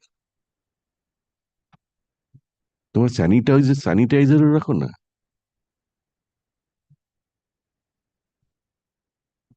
Come back. ওই যে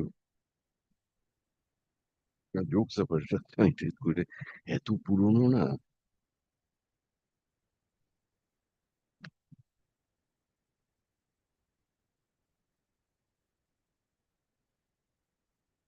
Clean hands now. Yes.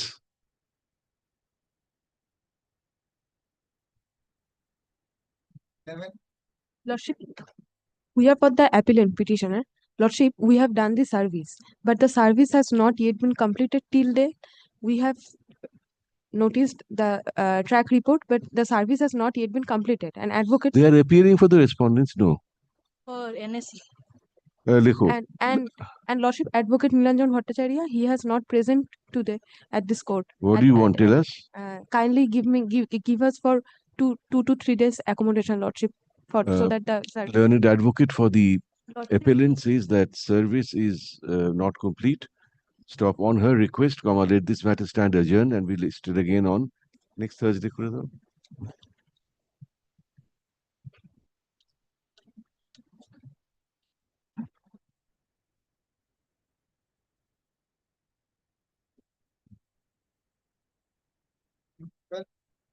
Not my ability. For respondent PSTA, led by Mr. Nath Mitro and Mr. Bihani Senior. Lordship, let them conclude today. Lordship. Then you will start. Lordship, on next day, Lordship, we. Why? Lordship. You are here. You will start. We don't like piecemeal hearing. Let them, Lordship, start. Mr. Mitro is appearing in this matter. Yes, Lordship.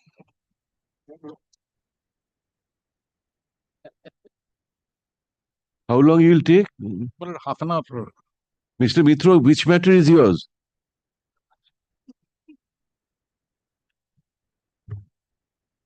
Very unlikely because your friend says half an hour, which means 45 minutes.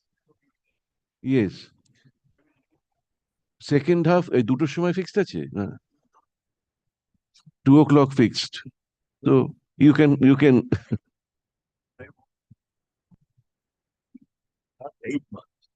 the abode of peace.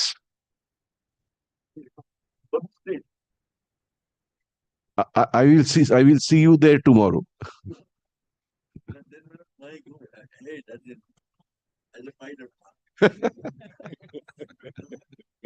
Yes.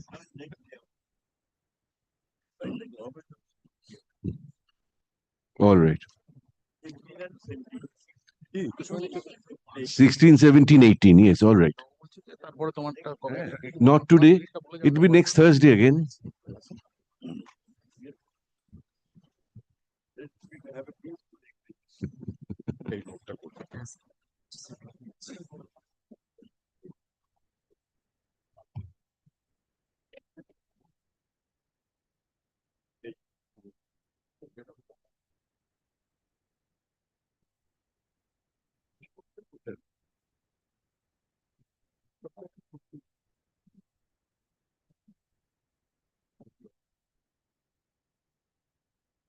Well, Mr. Kundu has practically argued the matter. So, only a few points, I'd just like to show, and then conclude. I would like to place before only few clauses, of the memorandum of understanding, with which the contract began, page 33, volume 1.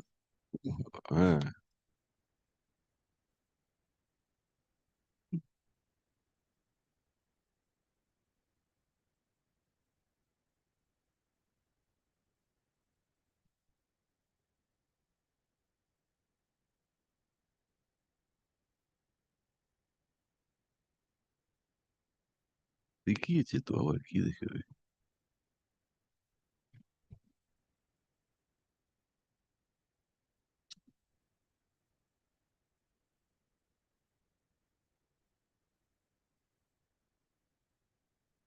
I'm referring to page 33, volume 1.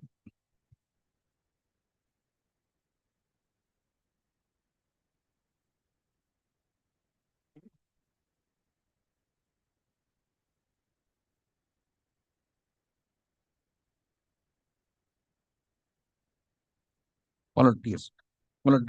Lordship has got that page 33, This is the memorandum of understanding, which the parties executed with the contract. Now, I'm referring to from page, the second paragraph. May I place, whereas Digha Shankarpur Development Authority has decided to embark on a proposal for construction of commercial stalls in B7 sector at New Digha Township and has drawn up, therefore, a master plan including a layout design and its outline of other ancillary facilities for the entire project in conformity with the land use development control plan for Digha since approved by the government of West Bengal.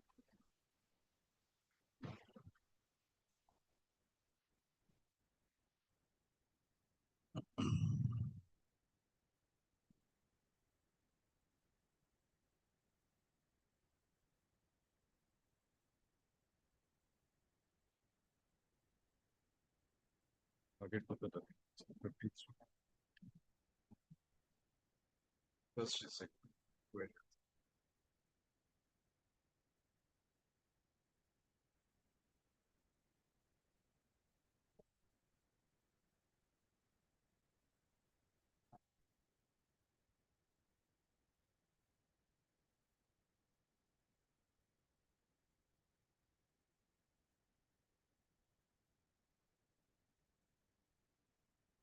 Sorry, Mr. Chaudhary. Yes. Okay. Not just as placing the first paragraph, Yes. This is the memorandum. Kindly see the date at the top, This was executed on 25th of November, 2004. Yes.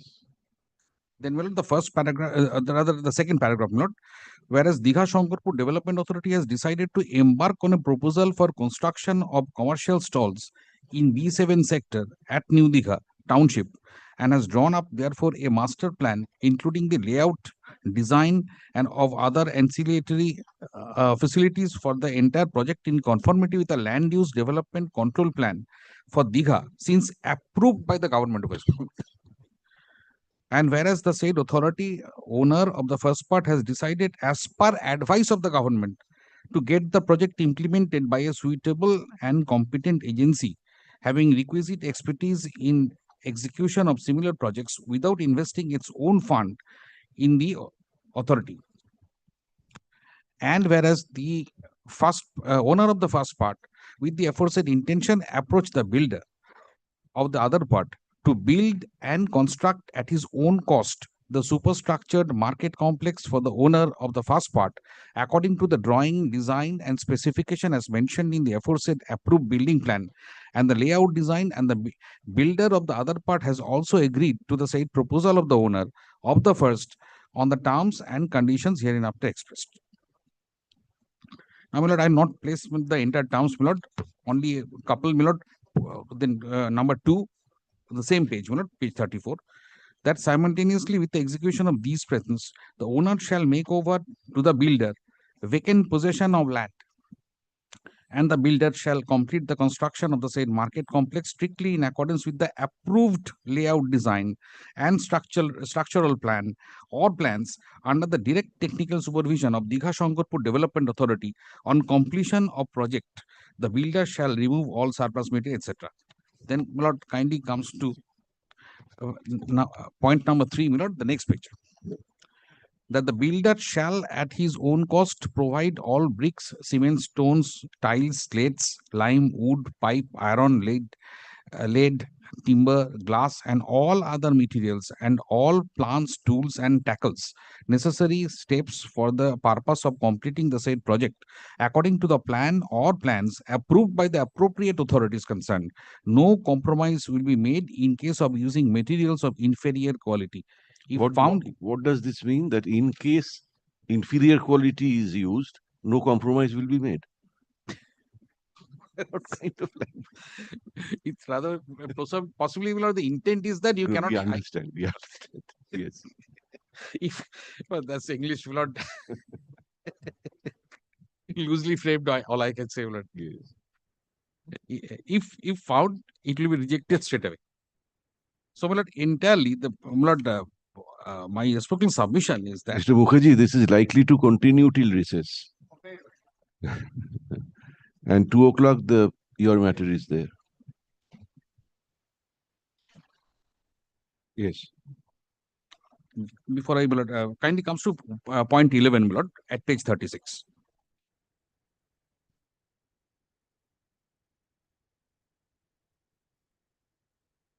That it will be obligatory on the part of the builder to complete the execution of the project within period of 24 months from the date of signing of this MOU agreement. In case of unusual delay without any sufficient reason, the owner shall have the right to terminate this agreement at his discretion without referring the matter to arbitration. And then, my lord, 13, the next page. That the owner shall provide for vacant land for site, office, godown and stockyard of the builder free of charges, and shall arrange for water connection, electric connection up to site for the builder, and shall arrange for technical supervision of construction through his own technical staff with testing laboratory. It shall be obligatory on the part of the builder to comply with the instructions of the owner and or his technical persons or his authorized representative. Well, the idea is not that as approved by the government, the state government, they had embarked on this proposal. So this necessarily means that all clearances, whatever are necessary legally, whether for pollution or any other aspect, all had to be taken by them. As a builder, my client had no responsibility whatsoever to take or any connection, any sort of permission from any authority. Except for that, I had to construct within the time as specified as per the approved drawings, designs, and the plan as sanctioned by the authority, DSD. So therefore, the materials, etc., are all mine. Now, my lord, I'll invite my lord's kind attention to, Lord, I have already placed before your lordship, my lord, the issues on previous occasion when Mr. Kundu had been arguing, my lord. Kindly allow me to place, my lord, the discussion in the award, my lord, with regard to issue number 2. That is page number 327, my lord, of volume 2 of the paper book, my lord.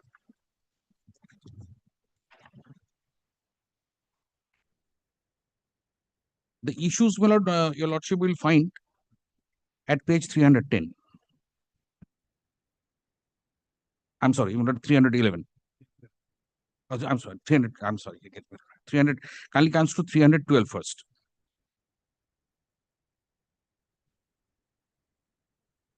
Issue number 2, my lord. Issue number 2, my lord, who was responsible for obtaining clearance from Pollution Control Board as also the appropriate authority as to the construction of the building of the on the site in question. It should be off the site in question. Now, my lord, kindly comes to page 327. I'm placing for the award, my lord.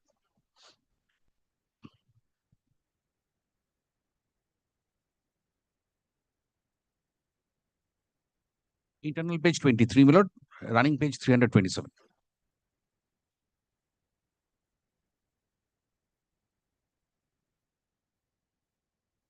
Lordship has got that. From the last paragraph, lord, of that page, my lord. As pointed out herein above, admittedly, the MOU was cancelled by the respondent by communication dated 2nd May 2005 on the ground that no permission was sought from the Pollution Control Board and other authorities without clearly stating that the site in question falls within the prohibited zone under the Coastal Regulation Zone. Here I have to refer to a CRZ regulation. Such stand was taken later only in the statement of defense. The respondent, however, in course of arbitration proceeding, failed to prove by producing any specific resolution of DSDA clearly stating that such site in question falls within such prohibited zone under CRZ regulation, for which they had no option but to cancel the MOU.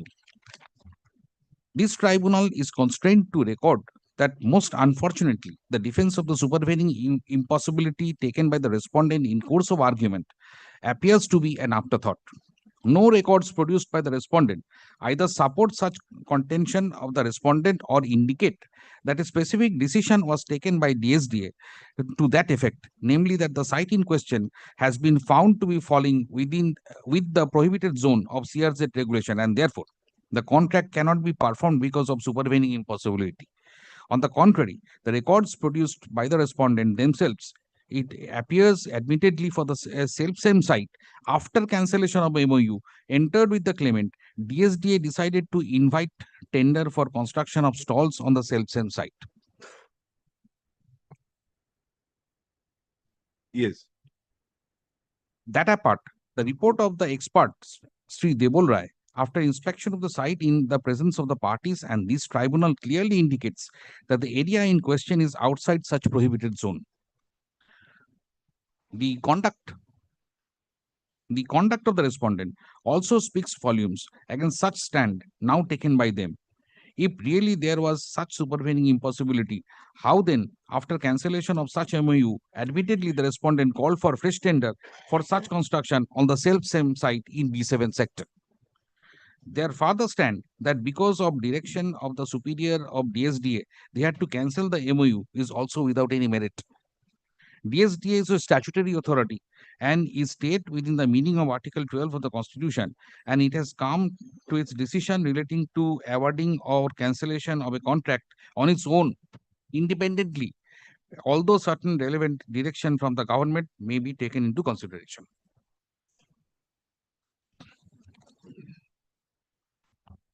Then,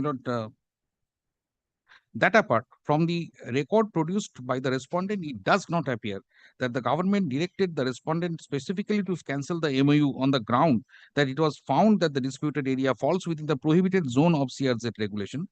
Such contention, therefore, in my view, under the facts and circumstances of the case, has no merit and stands rejected. It is also necessary to record in this connection that after closure of the evidence and arguments by the parties, the respondent in their written notes of argument attempted to introduce totally a new case as a justification for cancellation of the contract.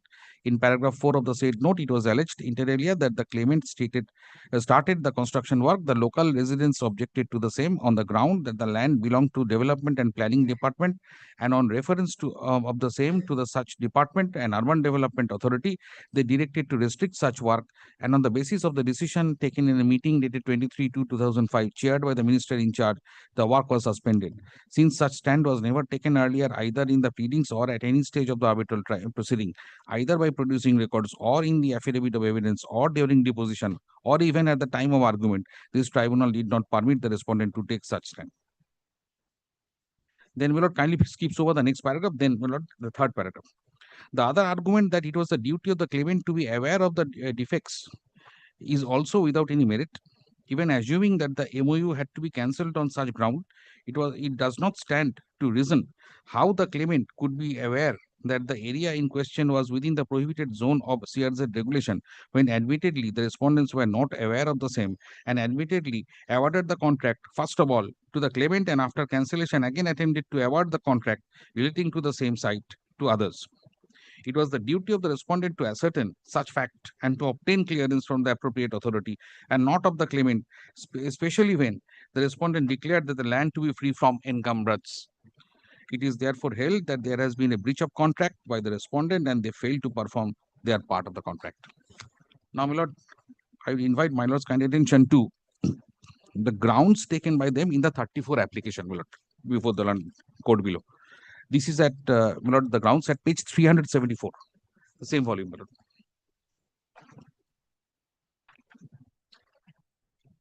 This is the type copy, my lord. 374, my lord.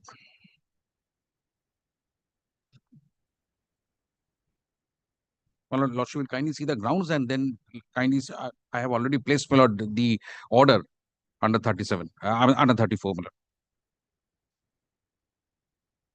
Lordship kindly sees, may I just place the grounds, my lord. For that, the learned sole arbitrator, while passing the impugned order, dealt with and gave directions on matters beyond the scope of the arbitral reference. Further, the learned sole arbitrator had granted benefit of memorandum of understanding irregularly entered and not binding on the parties to the respondent, and impugned award is in conflict with the public policy of India. Further, learned sole arbitrator had misdirected himself in as much as he did not consider that the instant case is not of a break or termination of a contract, but of an avoidance of an agreement which is void and or voidable and had been avoided by the petitioner.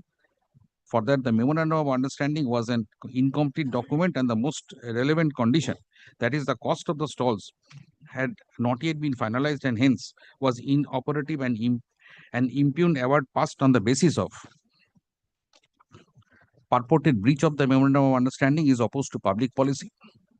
For that, the claim of the respondent was barred by the doctrine of waiver, acquiescence, and estoppel, as the respondent had accepted the stoppage of work and participated in the joint measurement without any protest or objection or demur, and thus thereafter barred and or stopped from making any claim against the petitioner, having waived the same express or by necessary implication. Further, the learned sole arbitrator misdirected himself by failing to appreciate that the respondent had accepted the termination unconditionally and had in fact applied for grant of a fresh work order in terms of a tender which was withdrawn.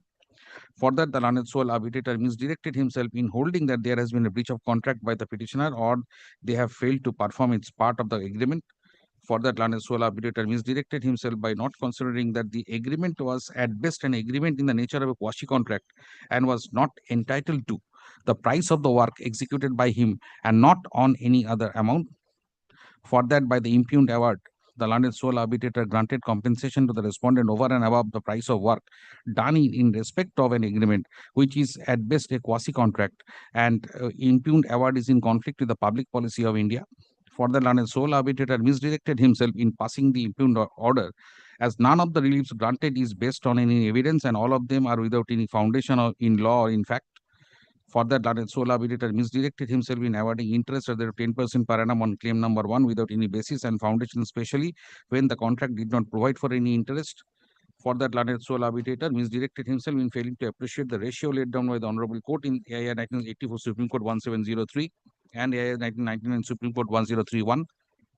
For the learned sole arbitrator misdirected himself in granting damages on account of loss of profit for unexecuted portion without considering that the present case is not of breach of contract but of an avoidance of an agreement of a void and or voidable agreement. For that impugned award is in conflict with the public policy of India inasmuch as the loss of profit granted to the respondent is not supported and or substituted by evidence or proof. For that learned sole arbitrator misdirected himself in holding that the loss of profit at 15% of the contract value is justified or invalid. For that learned sole arbitrator misdirected himself granting rupees 4 lakh for claim number 21 towards maintenance of an establishment as there is no supporting evidence to that effect and is without any foundation. For that learned sole arbitrator misdirected himself in granting rupees 1 lakh for claim number 22 towards off-site expenditure as there is no supporting evidence to that effect and is without any foundation. For the learned sole arbitrator misdirected himself in granting 92,500 for claim number 5 without there being any evidence to show that the same was the cost to construct, go down or labor shed or site office. For that learned sole arbitrator misdirected himself in granting 1,43,500 for claim number 7 towards idle labor as there is no cogent evidence to that effect and is without any foundation and without considering that no circumstances existed for the respondent to believe that the work shall be resumed and the entire claim is based on conjecture and presumption. For that learned sole arbitrator misdirected himself in granting 1,50,000 for claim number 8 towards advances to labor gangs as there is no cogent evidence to that effect and is without any foundation. And even learned sole arbitrator expressed doubts on the veracity of the claim and the entire claim is based on conjecture and presumption. For that, the learned sole arbitrator misdirected himself in granting 10 lakh for claim number 9 towards advance paid but could not be realized due to alleged termination of the contract as there is no evidence to that effect and the entire claim is based on conjecture and presumption. For that learned sole arbitrator is by passing the award for 10 lakh on account of unrealized advance passed an award in conflict with public policy of India in as much as the petitioner cannot be held liable for the failure on the part of the respondent to realize its advances to a third person. For that learned sole arbitrator misdirected himself in holding that section 31(7) of the Arbitration Conciliation Act to grant interest at the rate of 18% per annum. For that learned sole arbitrator, after having held that 10% annum is a reasonable interest, earned in awarding interest at the rate of 18%. For that learned sole arbitrator acted contrary to the agreement by providing for interest as the agreement does not entitle the respondent to charge interest. For that learned sole arbitrator misdirected himself in awarding costs in favor of the respondent. Well, these are the grounds. So Lordship will find the ground on the basis of which the order, impugned order has been passed regarding those documents, alleged documents, which were never there either before the learned arbitrator in the arbitral proceedings, which was not the case of the respondent himself even in section 34. These were not even there in the grounds. These were placed at the time of hearing. It's never there either learned before the arbitrator or even in the grounds. My lord, I have prepared a very short compilation, my lord, of the claim wise, my lord, just a breakup of the claims for my lord's convenience, my lord. Just claim wise, my lord, the total there were 12 claims, 7 were allowed, 5 were rejected. Those who were rejected, but we have not preferred any application under section 34, challenging that.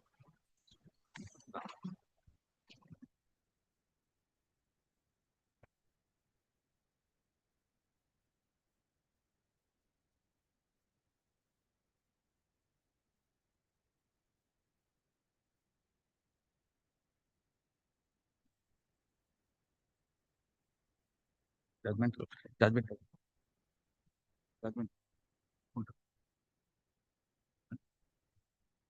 Already placed for since I have already placed the impugned order, I am not placing it again. Only because those are only two grounds Lordship has seen. One is he has dealt with as if he was sitting on appeal over the report of the expert, Mr. Deval Roy, as if he has usurped practically the seat of the expert, the way he has dealt with the report. And the other is that there are two notifications of the government, which according to him did not permit the construction. The site was, although the expert says it is within the zone, not within that zone, they say it is within the zone, that high tide zone, CRZ regulation. I'll rely upon only one judgment passed by your lordship sitting with my Lord Justice Rai Chattopadhyay. This is in the case of Lord BBM Enterprise versus State of West Bengal.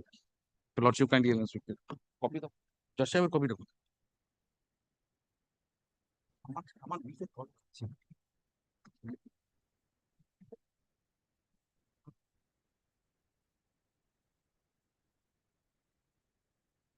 May I, my lord, hand over the copies? Copy me?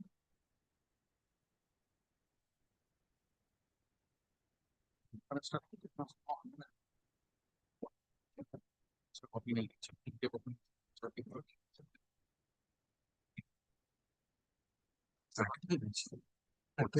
আমি একটু একটা ছবি করে একটা press করে ছবি আচ্ছা ঠিক প্রেসটা করে দিন প্রেস করে দিচ্ছি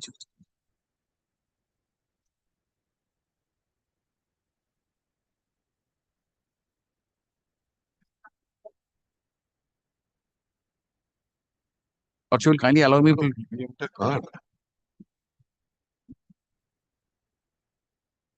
No, I was telling him, telling my learned friend that this BBM Enterprise, my lord, at a point of time, I'm sorry, it'll take 2 minutes time. My lord, it was, my lord, a proprietorship organization. Long back, my lord, when I was junior, and my lord, I was staying, my lord, in North Calcutta, he used to, my lord, I used to appear for them. This BBM, the decision which is being cited. Now, the person, the proprietor, regularly used to go to my place, and he told me once, you know, I am a lawyer. Yes. I joined profession as an article clerk of in a solicitor firm.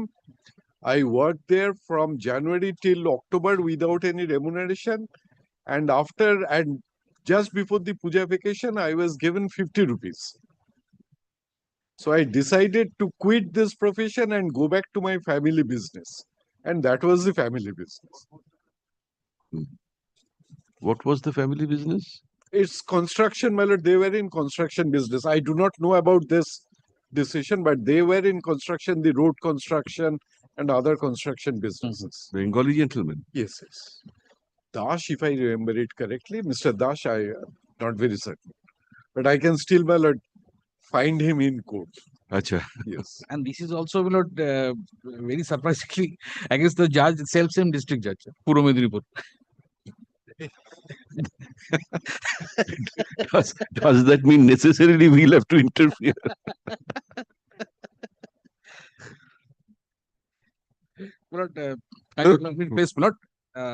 Page 13. Kindly comes to paragraph 13, at page 13.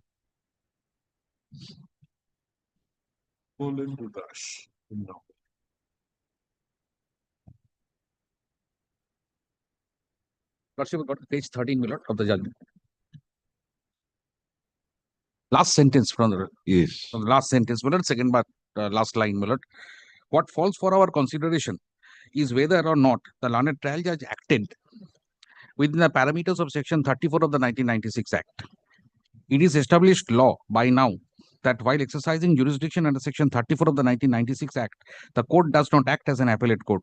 The learned judge does not sit in appeal over the arbitral award. The learned judge has to see only if the petitioner assailing the award has been able to make out at least one of the grounds for setting aside of an arbitral award as mentioned in section 34 of the 96 Act. Then, my lord, paragraph 14, your lordship has set out that paragraph section 34. I'll skip over, my lord. Kindly comes to, my lord, paragraph 15 at page 17. On a perusal of the aforesaid section, it would be clear that the grounds of challenging an arbitral award have been restricted by the legislature. Under section 40 of an award could be challenged on various grounds. This resulted in prolongation of the process of resolution of disputes between the parties by resorting to arbitration as an alternative dispute resolution mechanism, since in a large number of cases, the arbitral award was challenged before the competent court. Thereafter, the legal process continued up to the Honorable Apex Court. The intention of the legislature of making an arbitration an expeditious procedure for dispute resolution was often defeated. This was one of the reasons for promulgation of the 96 Act. The grounds of challenging an arbitral award are now limited. As would appear from the opening words of subsection 2 of section 34 of the 96 Act, the grounds of challenge mentioned under section 2 are exhaustive. An arbitral award may be set aside only if one or more grounds enumerated in subsection 2 are made out by the petitioner. Subsequently, subsection 2A was introduced, which provided an additional ground for setting aside an award. One of the grounds for setting aside an award is if the award is in conflict with public policy of India. Expansion 1 under subsection 2 clarifies when an award can be said to be in conflict of the public policy of India. One such situation is when an award is in contravention of the fundamental policy of Indian law. Explanation 2 under section 2 clarifies that in order to ascertain whether there is a contravention of the fundamental policy of Indian law, the court shall not review the merits of the dispute. Under subsection 2A, under section 34 of the 96 Act, a domestic arbitral award may also be set aside if the award is found to be vitiated by patent illegality appearing on the face of the award. The proviso immediately clarifies that only because the award has resulted from an erroneous application of law, that will not be a ground for setting aside. The proviso further clarifies that the award will not be set aside on the ground there being patent illegality on the face of the award by reappreciation of evidence. We therefore see that the intention of legislature was to reduce the role of the court to a minimum so that there is minimal interference with the arbitral process by taking recourse to court. The learned single judge has noted the decision of this court in Lakshmipat Surana versus Walters Limited. Then kindly, my lord, skip over, my lord.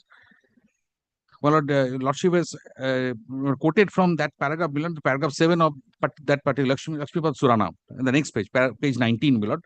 I'll be placing, my lord, the subparagraph A from paragraph 7.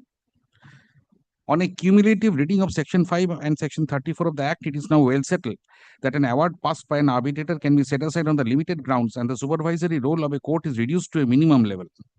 It is not permissible for a court to examine the correctness of the findings of the arbitrator as if it were sitting in appeal over an award. As such, a court, while considering the objections under section 34 of the Act, is not expected to appreciate the entire findings and reassess the whole case of the parties. If the conclusion or the final decision of the arbitrator is based on a possible view of the matter, the court should not interfere with an award.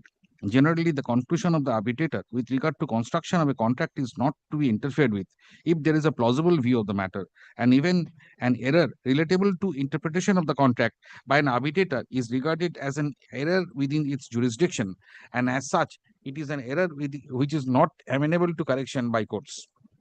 A perverse finding is one which is based on no evidence or one that no reasonable person would have arrived at, unless it is found that some relevant evidence has not been considered or that certain inadmissible material has been taken into consideration. The finding cannot be said to be perverse. A broad distinction has therefore to be maintained between the decisions which are perverse and those which are not. If a decision is arrived at on no evidence or evidence which is thoroughly unreliable and no reasonable person would act upon it, the order would be perverse. But if there is some evidence on record which is acceptable and which could not be relied upon, howsoever concise it may be, the conclusions would not be treated as perverse and the findings would not be interfered with. Then, my lord, paragraph 20, my lord.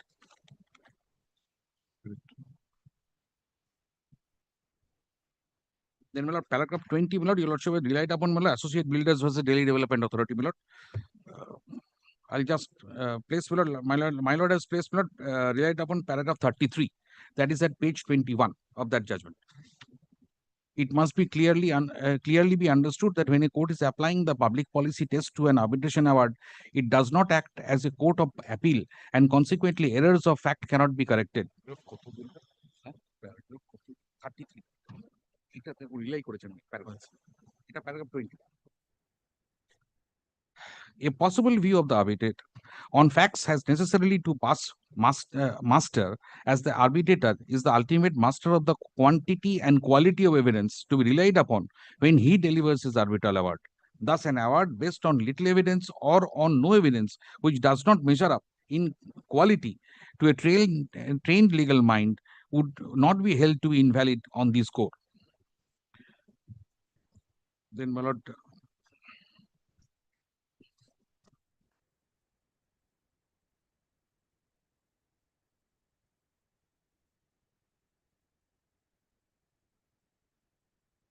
Paragraph 27, my lord, at page 25.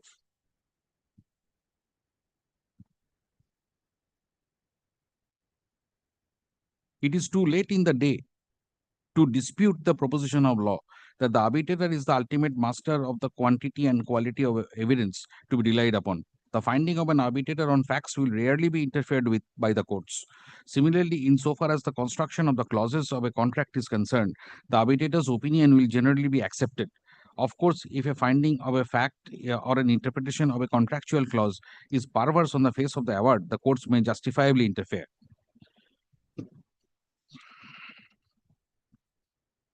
Then, my lord, paragraph 29, my lord, the next page. In the present case, the arbitrator has taken a particular view as regards the legality and otherwise of termination of the subject agreement. The view does not seem to be evidentially unreasonable or arbitrary on the preposterous or perverse. Therefore, there, my lord, the lordship held, therefore, I find justification for the trial court to have interfered with the finding of the arbitrator that the termination of the contract by the state government was illegal. My lord, then, my lord, I am not getting the interest part, my lord, is taken care of by A.T. Brijpal Singh. Your lordship has discussed that in paragraph 31, the next page, my lord. Yes. And then, my lord, kindly comes to paragraph 34, or I'm sorry, paragraph 35, my lord, at page 30.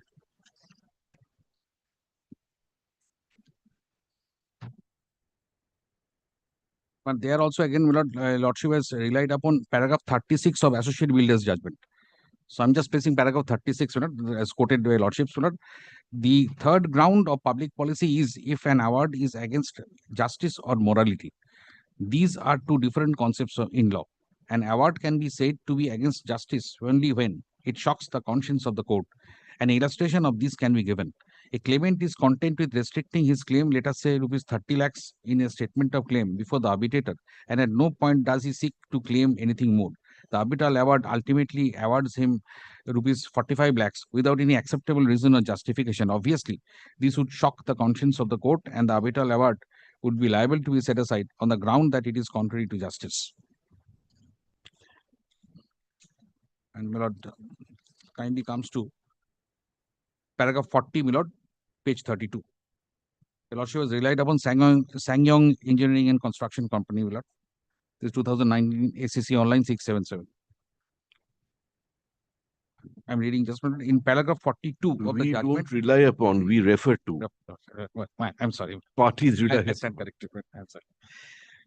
In paragraph 42 of the judgment was quoted by the trial judge, wherein it was observed that a finding based on no evidence at all or an award which ignores vital evidence in arriving at his decision would be perverse and liable to be set aside on the ground of patent illegality. There can possibly be no dispute on such proposition of law, and indeed it is the law of the land, having been declared by the Honorable Supreme Court and binding on all courts in India.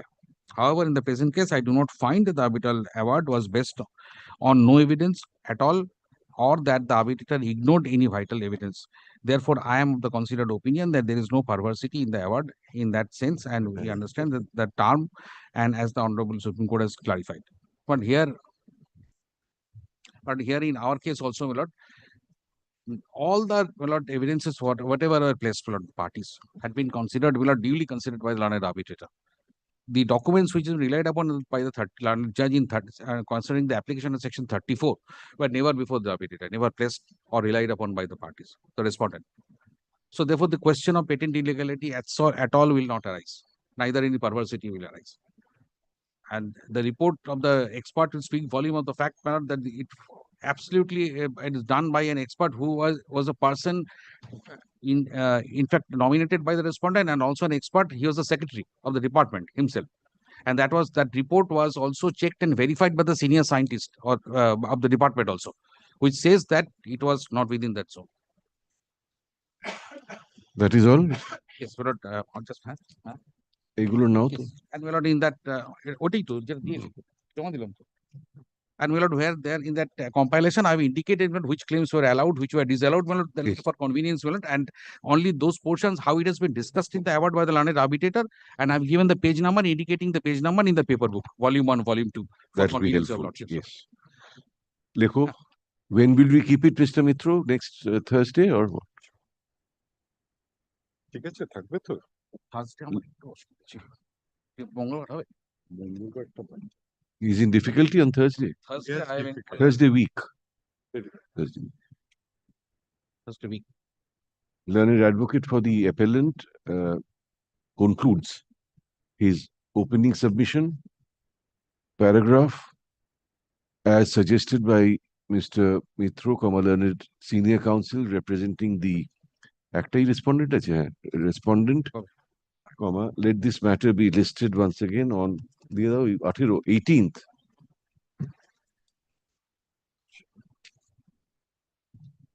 Sure.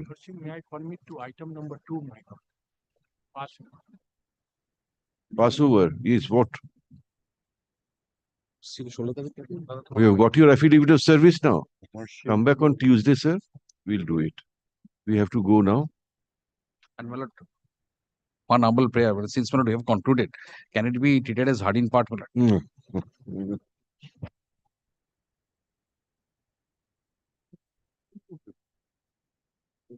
এবার আবার shooting পড়ে bench পাল্টে গেলে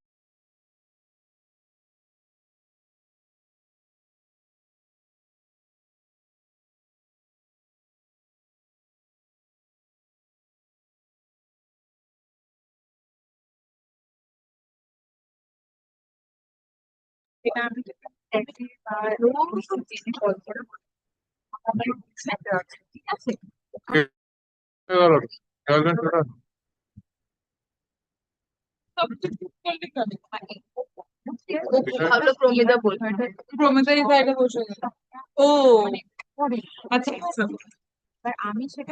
আমি কিন্তু কিছু বলিনি ভাই ঠিক আছে এবার আমাকে ফালতু কেস যেন না খাওয়ায় মাথায় ভাই আমিও কিন্তু কিছু বলিনি ওরকম তাকাবি না আমি কিচ্ছু বলিনি মায়ের কিচ্ছু বলিনি আমরা কিন্তু কিচ্ছু বলিনি।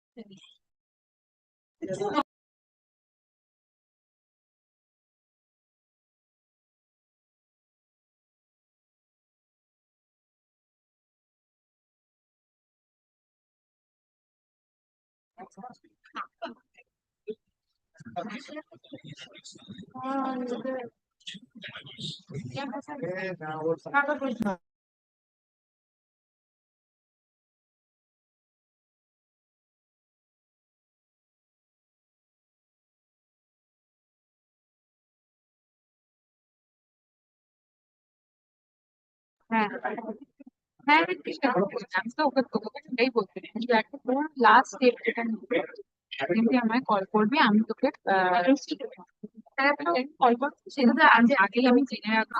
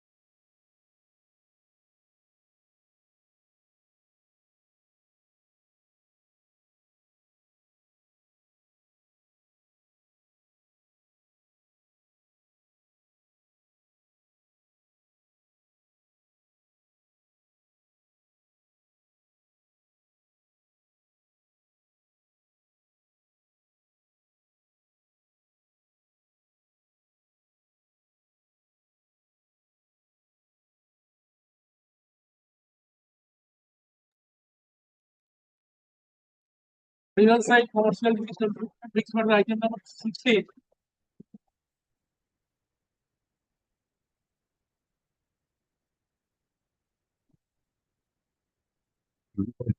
Try second half for you, but as you know, Mr. At Mitro, 3:15, I told.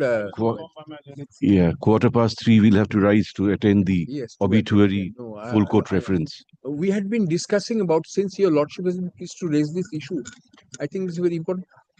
In what way, my lord, this side of the vacation, if possible, the matter can be. I don't know.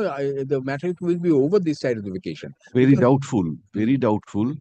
We will pass appropriate orders to protect all parties. Yes, your lordship. So that at least contempt is not initiated. No, I don't think, my lord. It's understanding is there. Then there shouldn't be a problem. Or should let them conclude, then we can possibly start off. Of course, you'll start after they conclude. The point is that we also have our limitations. So we'll try. So let us proceed and let us see.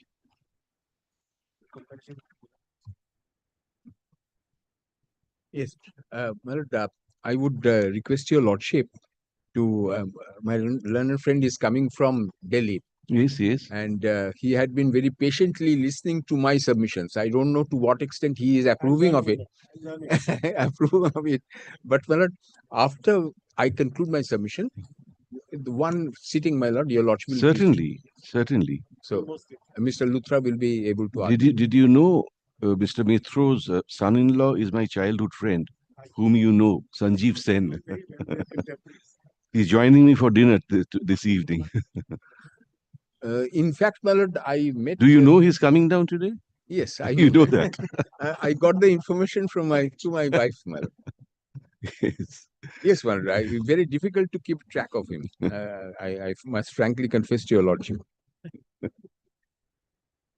He's an old friend. We were contemporaries. We overlapped in the law college in Delhi. Oh, I see. So we've known each other since then. I see, I see. But you would be a little senior to him? I'm I think 2 years senior. 1 or 2 years. 2 years senior. So we would be exact contemporaries, I think. If I may ask, are you 67 born? I'm 66 born. Which month? February. I'm a year junior to you in age.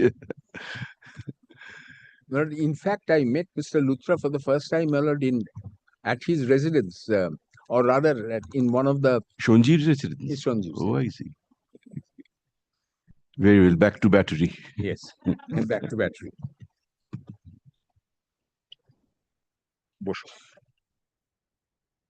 Well, I would request your lordship to take the judgment.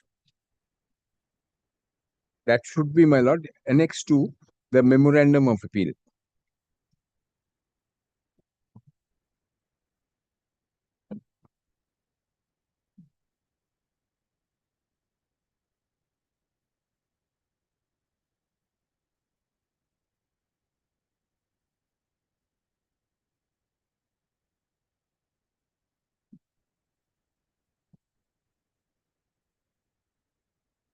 Yes.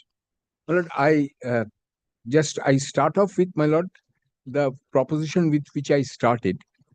What are the my lord, this is a case for passing off. It's pure and simple case of application for passing off. And my lord, the ingredients of passing off I have indicated to your lordship. First is goodwill. Second is misrepresentation. Third is damage. My lord, I can do no better than place, my lord, page 10 of the judgment. Kindly come to page 10. Lord Oliver has put it in a very felicitous language. I think this is the principle. Lordship will kindly come to paragraph 14, the Lord Oliver's. Yes. This is, my lord, in Rickett and Coleman the matter. The law of passing off is summarized. He said this. More specifically, it may be expressed in terms of elements to which the plaintiff in such an action has to prove in order to succeed. These are 3 in number. And my lord, my entire argument will be on these 3 points. First, he must establish a goodwill or reputation attached to the goods or service which he supplies in the mind of the purchasing public by association with the identifying get-up. My lord, kindly note these words. In the mind of the purchasing public by association with the identifying get-up. whether it consists simply of brand name or a trade description or individual features of labeling or packaging, under which his particular goods or services are offered to the public. So, my lord, the identifying get-up, which consists of, my lord, trade name, trade dress, and also, my lord, the get-up of the thing. Then this is the first one. Then, my lord, and such that, and this is very important also, such that the get-up is recognized by the public as distinctive specifically of the plaintiff's goods and none other. This is the first ingredient which, in my respectful submission, my learned friends clients have failed to prove before the learned trial judge. And this particular aspect of the matter, in my with the greatest of deference to the learned trial judge, has been glossed over. I will show to your lordship from the judgment itself. Then the next one. Secondly, he must demonstrate a misrepresentation by the defendant to the public, whether or not intentional, leading or likely to lead the public to believe that goods or services offered by him are the goods or services of the claimant. In other words, I shall be representing to the members of the public that, look, the battery I am selling is not my battery, but is the battery of the plaintiff. So that amount of identification will be required. And that is the second ingredient. And thirdly, he must demonstrate that he suffers, or in a quiatimate action, that he is likely to suffer damage by reason of the erroneous belief engendered by the defendant's misrepresentation that the source of the defendant's goods or services is the same as those offered by the plaintiff. But I thought that this is the best summary that I have found with regard to the law of passing off. So, my lord, I place it before. Now, my lord, my submission will be confined to the judgment itself, and I shall try and demonstrate as to why the judgment is, I will not use the strong language, perverse, is not according to the evidence which has been led by the parties. My lord, perversity, my lord, is rather a strong term. I don't want to use that in respect of a learned judge of this court. So, my lord, I will submit to your lordship that perhaps there are certain elements of evidence which were there before the court, but the court did not take note of those. Now, my lord, kindly come to para 18. I am not troubling your lordship with these pages. They are extensively quoted from various judgments. Kindly come to para 18 at page 14. The crux of the disputes between the parties pertains to the launch of a product elito by the respondent in predominantly red trade dress and also bearing a red and white combination, along with a shattered O device. Now, this, your lordship will be pleased to make a note of it, along with a shattered O device. It is alleged that the impugned product of the respondent comprises of deceptive similarities in the trade dress and the get-up. So we are confining ourselves to trade dress and the get-up, which are exclusively associated with the petitioner. Admittedly, both the products are in the same category of goods, that is, automated, not automated, it should be automotive. Automotive batteries. Both parties rely on impressive sales figure and advertisement expenses. I pause here for a moment. Here is the first, my lord, lack of evidence which the court has, I should submit to your lordship, erroneously said to the contrary. My lord, this, my lord, both parties rely on impressive sales figure and advertisement expenses.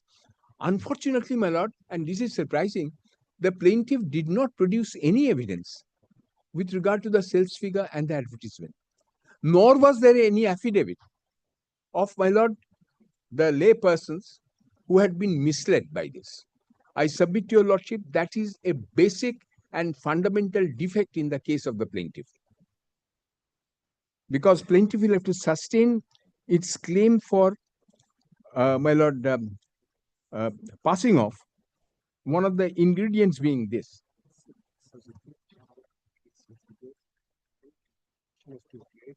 How much red in? Yes. My lord, the figures that they had given, I was going to say that the figures that they had given is, my lord, the entire sale of all the batteries. They had, my lord, different types of batteries. Yes. Industrial inverters, two-wheelers, three-wheelers, my lord, all these batteries together. But not, my lord, the red batteries, Exide red batteries. So both parties rely on impressive sales figure and advertisement expense. As against that, my lord, I shall show to your lordship what we have relied upon. Both parties also have a tremendous market share in India as well as abroad. Initially, the product Elito was launched with blue trade dress around 2 years ago. Thereafter, the respondent began to sell Elito in red trade dress comprising of the mark Elito. Now, my lord, I will request your lordship, my lord, to make a note of it, that blue Elito, blue trade dress, of which, my lord, I show your lordship the picture, photographs. My lord, that was launched not in India at all. Blue Elito were all in international market. And that was launched, my lord, in 2020. So 5 years before, my lord, the initiation of the proceedings. And so far as red Elito is concerned, it is from April 2023. So, my lord, this is not quite correct. The evidence on record is that the blue trade dress, my lord, was on international market only, and that was from 2020. And, my lord, the other one is the sale of Elito in red dress comprising the mark Elito. This is from April 2023, of which, my lord, voluminous evidence has been given by us. Then, my lord, in this context, the trademark application filed by the respondent indicates that the respondent had initially adopted the mark lit with two device elements, including Greek alphabet, xi, that is E. The E without, my lord, the perpendicular connecting line, which was represented as Elito in relation to its foreign business, and the same was for blue colored battery. Significantly, all the applications have been filed before the trademark registry in the color gray. It is contended that there had been a significant change in the impugned trade dress without any credible explanation. Well, this is again, the learned judge has been pleased to say without any credible explanation. I could have understood, my lord, if he had disbelieved, my lord, the affidavits which have been filed by us. We had given an explanation. We had said that we found that blue, particularly in Indian context, is not quite visible on the rack. Therefore, my lord, they were advised by experts that don't continue with blue, start red here. So we started red in the month of April 2023. So, my lord, this is another significant fact, because this will have some impact on the issue of Section 12A of the Commercial Codes Act. For 2 years, you knew about it. So why did you not pursue your remedy after, my lord, the mediation procedure as contemplated in Section 12A? That was all. That will also come up here. And that was also the point which was argued. Then, my lord, kindly come to the last sentence at page 14. The present red dress is not only predominantly red color, as that being used by the petitioner, but also, my lord, kindly note this is an error, but also comprises of other deceptive similarities. That is the word EL and the shattered O device, which are strikingly similar to that of the petitioner. My lord, I will request your lordship to come to, my lord, the page 8. Just, my lord, open page 8 and see, my lord, whether this is correct or not. I am demonstrating from the judgment itself that this finding is wrong. Kindly come to page 8. Para 11. For convenience, a comparison of the rival products, so, my lord, we are confining ourselves to the rival products, as is produced below. Page 8 of the judgment. And here, your lordship kindly sees that the red batteries, no doubt, batteries are of the same size, has to be, because, my lord, it is fitted in the car, vehicle. Now, my lord, one is having Exide, the name, their battery, and we are having Elito. There is no indication of either a shattered O or EL in Exide.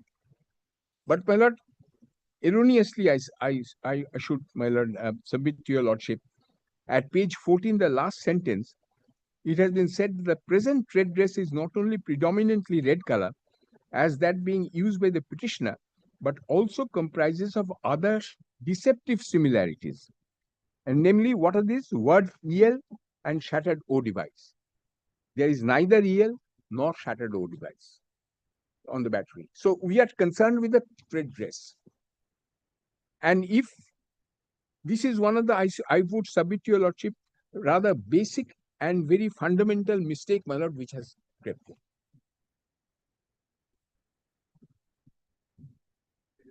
And my lord, we have produced the battery, and I shall show to your lordship. Here, perhaps your lordship can't read what is written in Elito.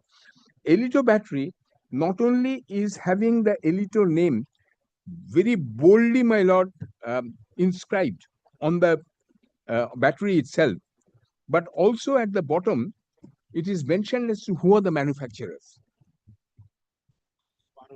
Amara Raja is written over there on black. This, my lord, if I may hand up to your lordship, this does not belong to, it belongs to my learned friend. Well, I'm sure your lordship will not keep it.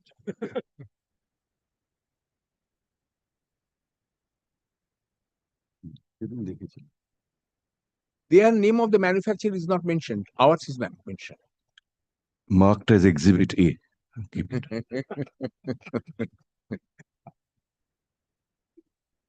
I'm not a deficient in stamp duty, so your lordship can anyway have it. The vehicle is also where there's no vehicle. And my lord, kindly see this. May I be permitted? For your lordship.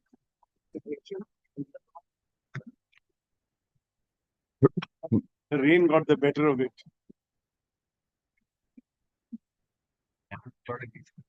These are the front faces of the batteries, and well, the same thing is there almost. Kindly note two things: that Exide battery has got its name and the photograph of a vehicle. So whereas the Elito battery has got its name in the way it has been printed, and my lord, with the name of the manufacturer at the bottom. Our submission had been, I'm just indicating to your lordship, our submission had been that it is a case of passing off. Passing off meaning thereby an unwary customer would by mistake pick up Elito thinking the same to be Exide. And our submission had been twofold. We said that this, kindly remember that this is not simple things like chocolate or, my lord, even medicines. These are batteries with boldly written names, which completely differentiate one from the other, firstly. Secondly, we had submitted and also stated in our affidavit that, look, who are the persons who buy these things? The persons who buy these things are the persons who drive motor car. They are fully aware of what they are buying. A person who goes to the battery shop, he will not say, give me the red battery or give me the yellow battery. He will say two things. He will say, first of all, give me Exide battery, give me Elito battery. And secondly, what he will say is this, that give me the battery which has been fixed already there. I am removing that battery, you put in another battery in its place and state. In other words, when a vehicle, my lord, the battery is changed, what we do is this: we don't jump from one model of the battery to the another model. We generally stick to the model which is already there in the car. So, my lord, that is the first thing. Second thing is the persons who are going to buy it. Not if they are troublesome. Not if they're troublesome, you don't stick to it. Oh, quite right. No, but even then, what we do is this: we take advice.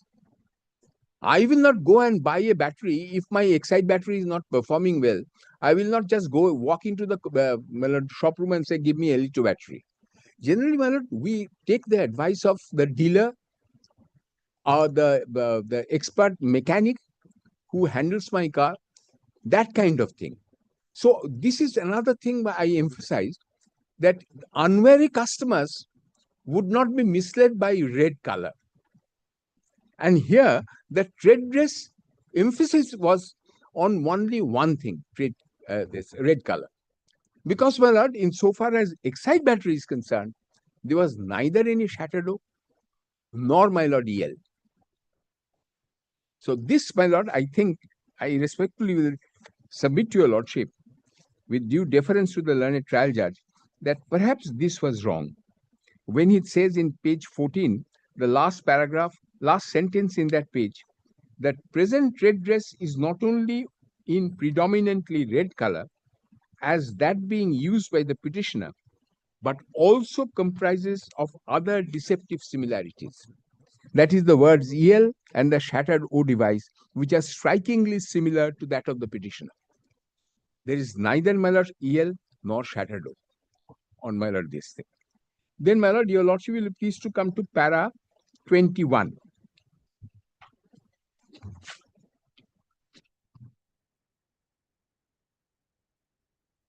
My lord, before your lordship goes to para 21, one sentence in para 20 also I would request your lordship to look into. This is, my lord, first, second, third sentence. Again, my lord, the learned judge is saying this. It is not always the color per se, but the overall get-up along with other indicia, which gives rise to the proprietary right of exclusivity. Substance of the tests in passing of action appears to be the court's perception of the degree of resemblance between the marks. My lord, kindly note this word, the court's perception of the degree of resemblance between the marks. The eye continues to remain the primary test. And, my lord, the decisions have been cited. I say, my lord, if the eye of the learned judges continues to remain the primary test, then, my lord, one cannot miss out that these two are totally different. And, my lord, no person in his senses, my lord, if I may quote the language of Lord Halsbury, that judgment which I cited, which I shall again, my lord, come back. No person in his senses, my lord, will, my lord, make a mistake or confuse between the two of them. Sorry. And, my lord, both sides. Yeah. Car, the yellow. There is a, sorry. Car, both sides. My lord will see the similar. The cars, both sides, the color of the cars, the cars. In yellow, sir. This yellow part is not missing. There's no yellow color. So, the yellow just says like that. For the color. But for the color, there is no. And, my lord, kindly see that Excite battery has got a card, the picture of a card there. Whereas, my lord, LED2 battery hasn't. My lord, there is so, apart from the red color, I do not think there is any similarity which will confuse the people. My lord, the learned judge has said, kindly come to para 21, first sentence. I say that this is the law. This is by no stretch of imagination meant to create a monopoly over the color red in favor of the petitioner. An argument which the petitioner assiduously steered away from advancing rightly. Because, my lord, nobody has got a monopoly on color. So, my lord, if color is the only resembling factor, my lord, I ask this question to myself, how is, my lord, how are, my lord, the members of the public would be confused by these two things, the two batteries?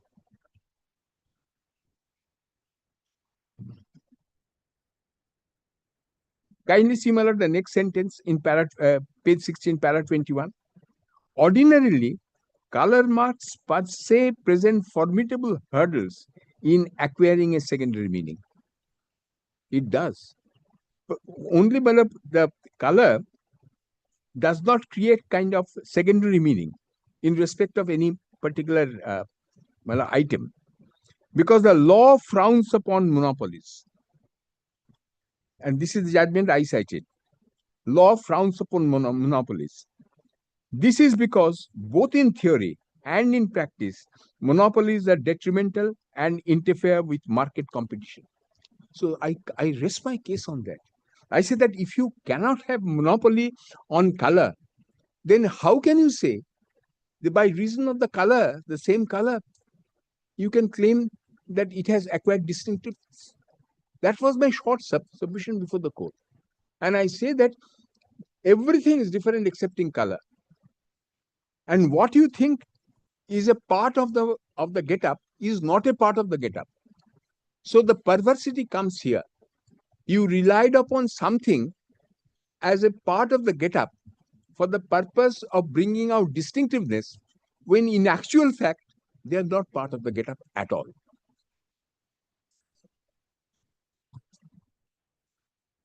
Then, my lord, kindly come to para 21 I was reading. Kindly come to the last sentence of that. After, my lord,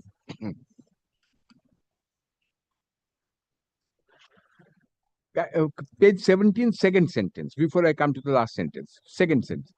On the contrary, prima facie, the color red appears to be, after holding, my lord, after saying that it does not create monopoly, this is, my lord, the learned judge is saying. On the contrary, prima facie, the color red appears to be a prominent, integral, and distinctive feature of the petitioner. And the public and the members of the trademark perceive red to be the petitioner's color and green to be the respondent. And at least that is how they have been marketed and also treated by the respondent. My lord, in so far, two things I submit to your lordship. So far as green is concerned, that is, my lord, Amaron battery, nothing to do with Elito. I can manufacture 2-3 different types of batteries. The Amaron battery is green. Elito battery is, from the very beginning, it is red. In the domestic market, it was blue in the international market, but now it has been discontinued. Now red is, and that is from the month of April 2023. Now, if that is so, then, my lord, this I respectfully submit, this observation of the learned judge perhaps is erroneous. Prima facie, the color red appears to be a prominent integral in its, after holding that one cannot have a monopoly on color.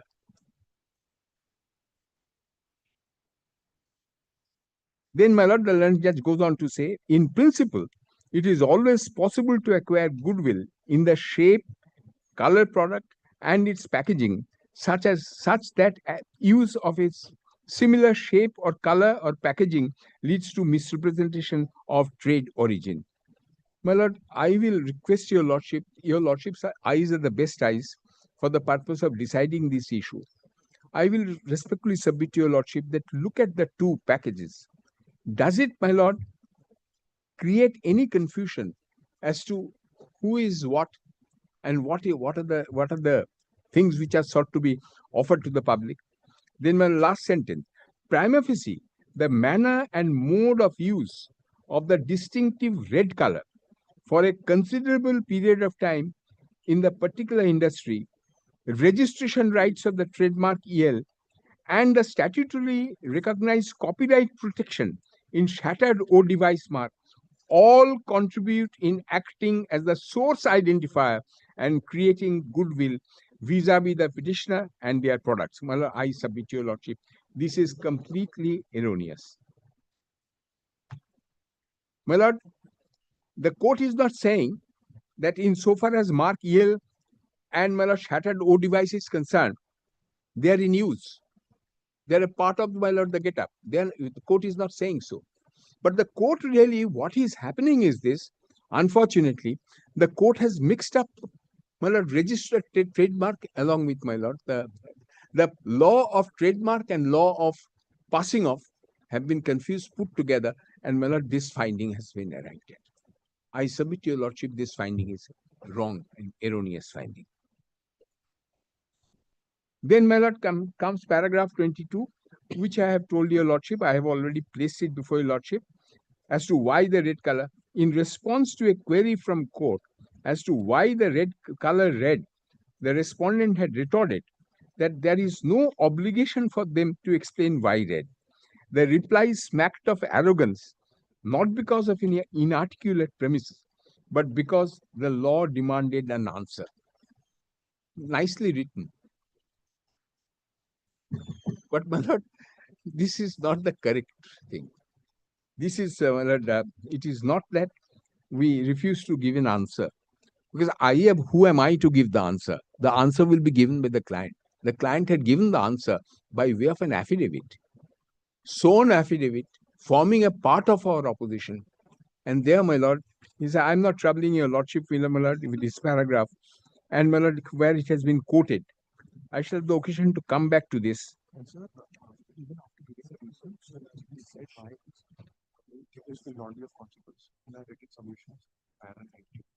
We shall come to that. First of all, let me.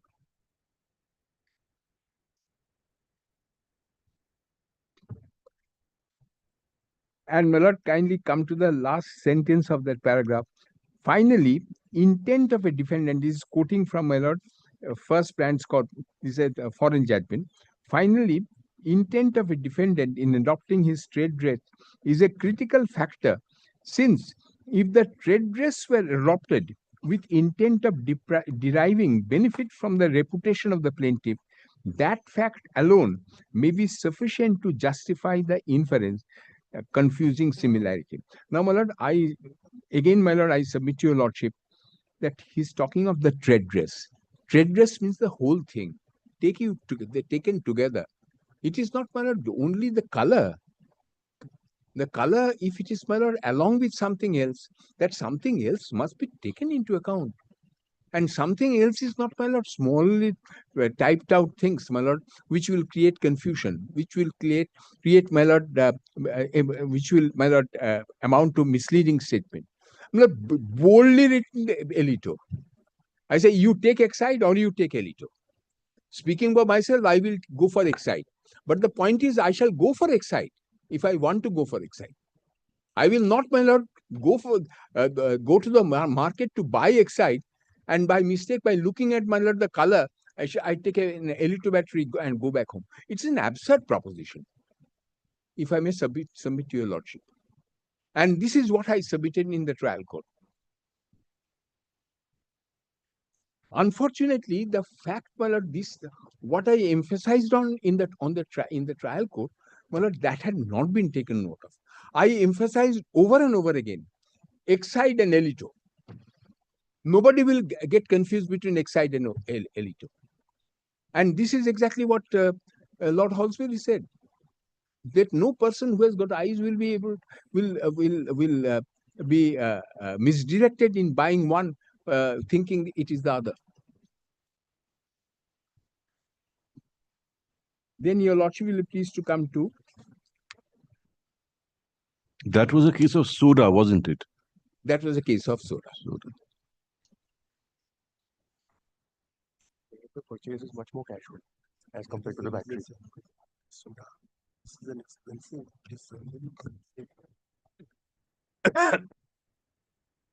And my lord, as I told your lordship on the last occasion, that this is not a chewing gum or a chocolate, which I go, my lord, go to the market and buy across.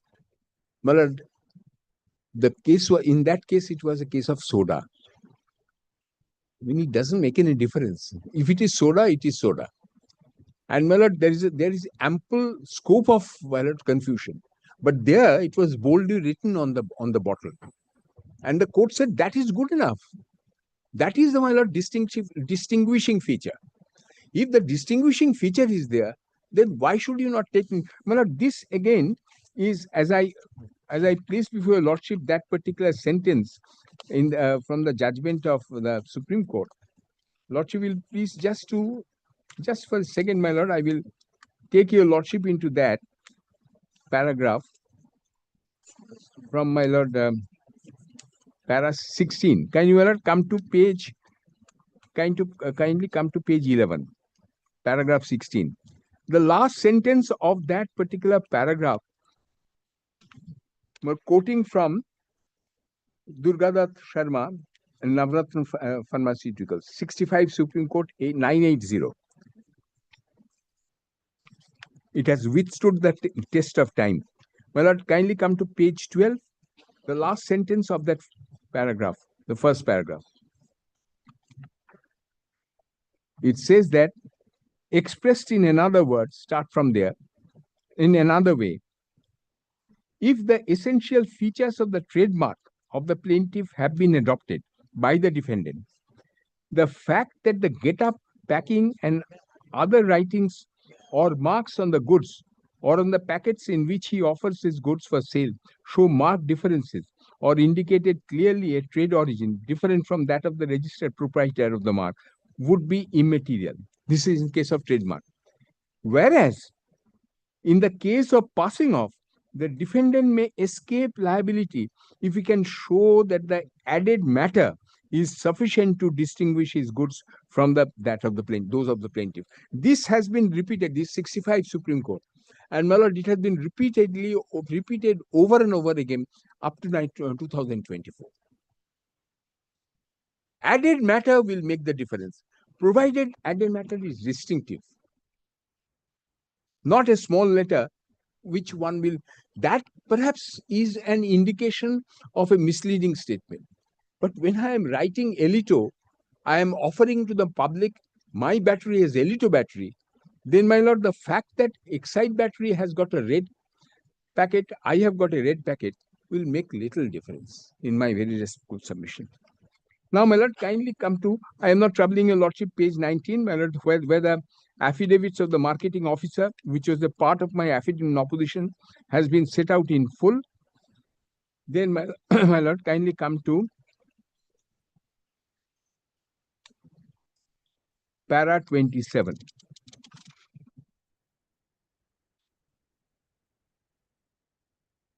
Well, I think I should place before lordship page 21, para 26. The learned judge's observation should be placed before lordship in full. Out of all the bright and vibrant colors in the canvas of life, the respondent chooses red in effecting such change. The very same red being used by the petitioner for more than a century, not a shade deeper, nor a shade lighter.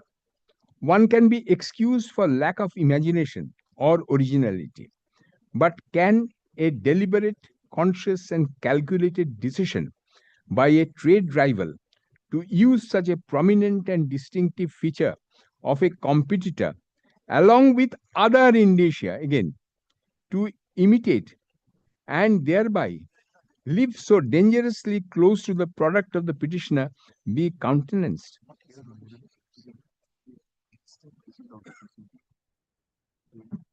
It doesn't make any difference. It may be 2 centuries. Why 1 century? The point that I am making is this, my lord, that the court has gone on the basis of the red color along with those indicia. Throughout, my lord, the learned judge has been pleased to. I say, my lord, there had been a misdirection. Because, my lord, that those alleged indicia was not there at all. Excite did not have any shattered O. Excite did not have any EL. They say that EL is a registered bar. Very well, EL is a. My Elito name is totally different from Excite. How can, my lord, the 3 ingredients, as I submitted to your lordship, goodwill, confusion, and my lord, goodwill, misleading, misrepresentation, and damage. I say that goodwill you have not been able to establish in red color. When the court itself has said that one cannot have monopoly on color, then color has to be with something for the purpose of giving it a distinctive feature. This something is not there. And what the court said is something is not, my lord, on the either on the trade dress or on the get-up. So this is, my lord, the mistake the learned trial judge has committed, and I am emphasizing on that. In other words, if I may put it the other way around, the court was fully conscious of the fact that mere red color is not going to, my lord, bring it within the concept of passing off. Unless, my lord, there are 2 other factors, namely shattered O and EL. And my lord, the learned judge has been pleased to put in that as an additional indicia for the purpose of creating this right in passing off. My submission is this, that since these additional indicia were not there, the color alone, my lord, could not have created the goodwill, which is the first ingredient in my lord passing off. Then, my lord, if your lordship kindly comes to page 21 once more. In causing such changes, the respondent has obviously tried to sail closer to the get-up of the petitioner, and there is no justifiable explanation forthcoming by the respondent. But what the learned judge did not take note of the fact that there are other batteries with red. Because anybody who is bringing in battery, they found previously, I don't know whether your lordships remember or whether perhaps your lordships were not born at that time. The black batteries. The batteries used to be black. Yes, yes. You've seen Your that. lordship remembers that. Wasn't Exide at one point of time also black? Yes, of course it was. Of course it was. I don't know. There were red fonts, but it was the Body was black. body Yes, was black. yes, yes. Red fonts was Lord, Exide, with my senior's permission, Exide was black. Everything was black because it was that peculiar rubber. Thereafter, vulcanized rubber. Thereafter, they have all been white because you needed to measure the water that was put, distilled water. Till about 20 years that was happening. In fact, OEM supplies are completely white even till date. All companies, not just us. Everybody supplies only white because companies only want white batteries because they need to be able to check for whatever reason. Sorry? Yeah, they're flooded batteries. They're various categories. They're all white. It used to be black, my lord. I remember that also. And I don't know whether that particular shop is gone. The one on Lower Circle Road. তো Howrah motors এর ছিল সেখান থেকে আমি বরাবর সেখান থেকে battery কিনেছি well as your lordship crosses just on the corner of Lord Sinha Road. Oh, that was very convenient also. On the way back from the court, I used to stop there, change the battery and go home, but that is not there anymore. corner of Lord Sinha and Lower Circle Road. Lord Sinha and Lower Circle Road.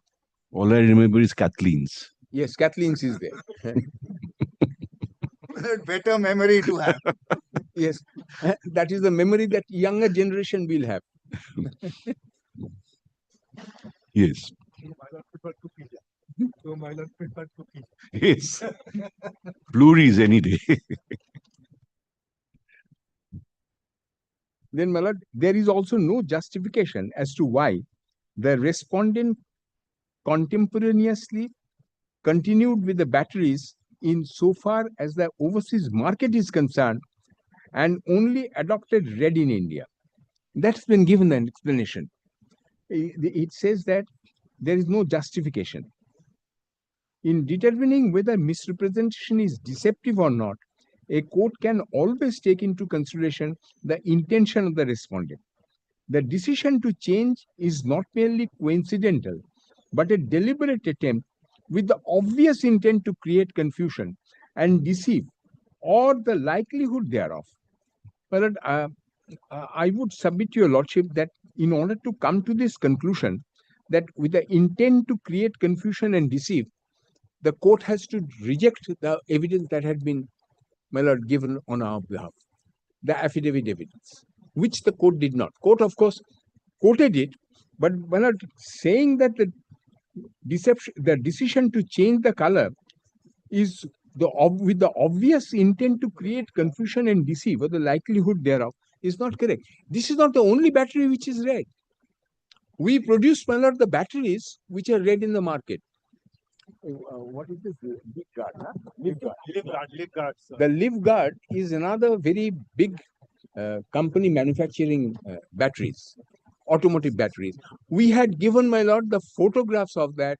They are also manufacturing in red. Because red is, my lord, is more eye-catching, I should say.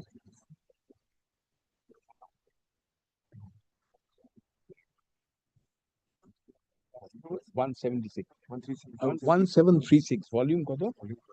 Volume 12 takbatin. Just checking. Since I am on this. The first 1727 and then 1736.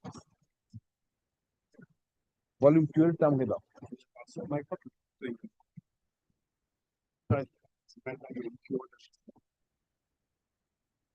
Expand Eta? Sir, 1727. Sir, shows 1726. Just 1727. So this is affidavit of opposition. Well, this is affidavit of opposition, page volume 12, paragraph 24. Volume 12, para 24. 1726 and 27. তোমাকেও দেখিয়ে দিতে হচ্ছে, তুমি তো সব জানো।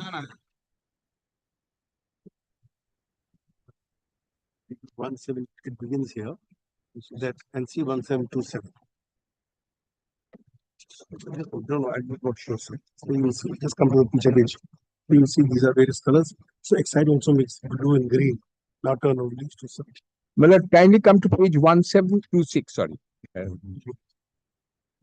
1726, paragraph 24.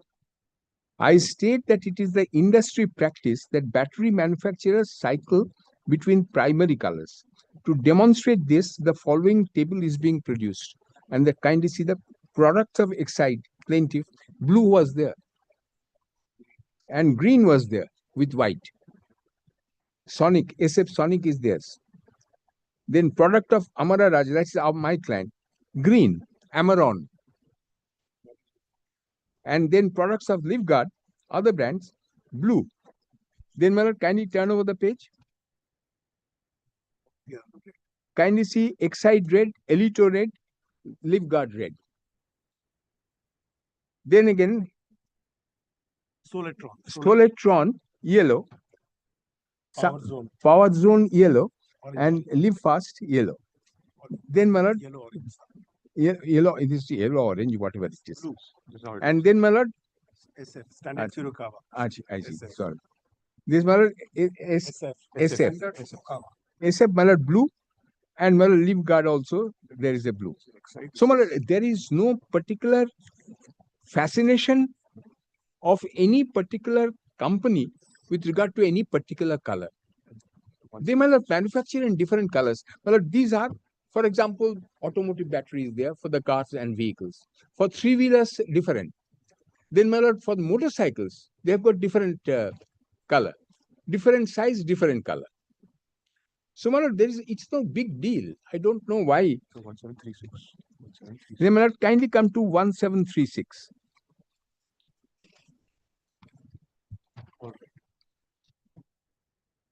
Para 34. This is the affidavit in opposition which was there before the court. I state that the plaintiff has also conveniently suppressed the fact that there are automotive batteries of different brands which are produced and sold in predominantly red color and or combination of red and white. So we find micro energy, Volta fuel, xenon, may not be very widely sold in the market, but they are there. The Livguard is the last one, your lordship sees. Then Tarzo before that. Then Vigo with a red sort of front. And then Matrix with a black font and red battery. And my lord, I have said that a copy of the listing of all the above depicted automotive batteries of brands other than that of the plaintiff, which are predominantly in red color and are used in combination of red and white colors, are attached here with annexure A. Then in particular, Livguard is a brand.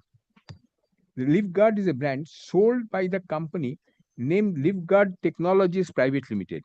It would appear from the annual returns available in the public domain that the said company was incorporated as early as in 2012, and the annual turnover is of several thousand crores. In this connection, annual return of Livguard that we have annexed. Extent of marketing, this is Bollywood megastar Akshay Kumar on there. That's the extent of marketing. Marketing matters in it. Use and goodwill. So, my lord, I am told that the picture, perhaps at page 1736, your lordship will not be able to decipher this. The photograph of Akshay Kumar. So this is a marketing strategy. This is, my lord, these are all there. Red color battery with different my lord, fonts for the purpose of sale in the market. But what I am on is this, that this is not quite correct to say that this red color used by Exide had been used in such an extensive way that it has acquired a distinctive feature of its own, so as to, my lord, give Exide Exide is being sort of synonymous with red color. That is not correct. This is what, my lord, we have been adverting to before the learned trial judge, and this is the finding of the judge. Then, my lord, kindly come to, in this context, the decision of Forney cited by the respondent is distinguishable in as much as it was held that Forney's packaging has changed significantly over 20 years. I don't know how it made any difference. Thus, it was not possible for a consumer to have any kind of association with the particular packaging, since there was no consistent shape, pattern, and design which could be ascertained from a description of the product. My lord, when I was arguing this matter, I must tell you, lordship, very frankly, I asked the learned judge very candidly. I said, my lord, do you buy? If you do buy, go to the market to buy battery, do you go and say, give me the red battery? Or do you say, give me Exide? And when Exide battery is given, do you not note what is written on the top? Then the learned judge said that, don't talk about me. There are others who buy who may not be as educated. I said, no, it is not a question of education. A person who is buying 6,000, 8,000 rupees worth of battery, he will not be, my lord, a person who could be, so to say, misled by only the color. Color will be totally, I should say, it will be totally insignificant part of his marketing strategy. He will not go and say that I want to buy Exide battery because it's a red color. Unless one identifies red with Exide and no other battery, unless that proof was there before the court could not have come to the conclusion, this conclusion in paragraph 26. My lord, on this aspect of the matter, the courts have said, not one, repeatedly the courts have said that it will depend upon the advertisements which have been given. One has to come before the court for the purpose of establishing the goodwill on that score. One has to come to court with, my lord, advertisements which have been published, the sales figure, the accounts which has been, my lord, has been published from time. You will have to establish the goodwill. My lord, one cannot, so to say, impute one's personal knowledge or personal feeling or personal sentiment with regard to a thing. A learned judge, when he deciding a matter, has to decide the issue on evidence. And the basic factor in the form of evidence, which will, my lord, establish a goodwill, is the amount of money that has been expended on advertising and, my lord, sales figure, etc. I can say so without any fear of contradiction. There was nothing from the Exide. There was nothing. Well, I submit to your lordship that this is of utmost importance, because as I submit to lordship, three things will have to be proved: A, B, and C.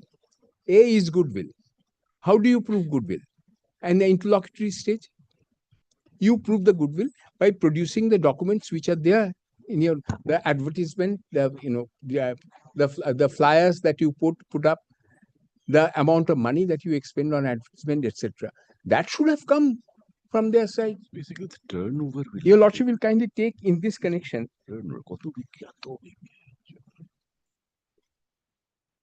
the judgment. Just a minute. I'm going to give me the judgment. Okay. Yes. My lord, kindly take one judgment. The volumes have been given to your lordship for the in respect to the judgments. কোনো volume দেয়া আছে কি? My lord, one judgment I would like to place before lordship. That is, my lord, reported in 2024 two Supreme Court cases 577. This was also cited before the trial court. This is 2024.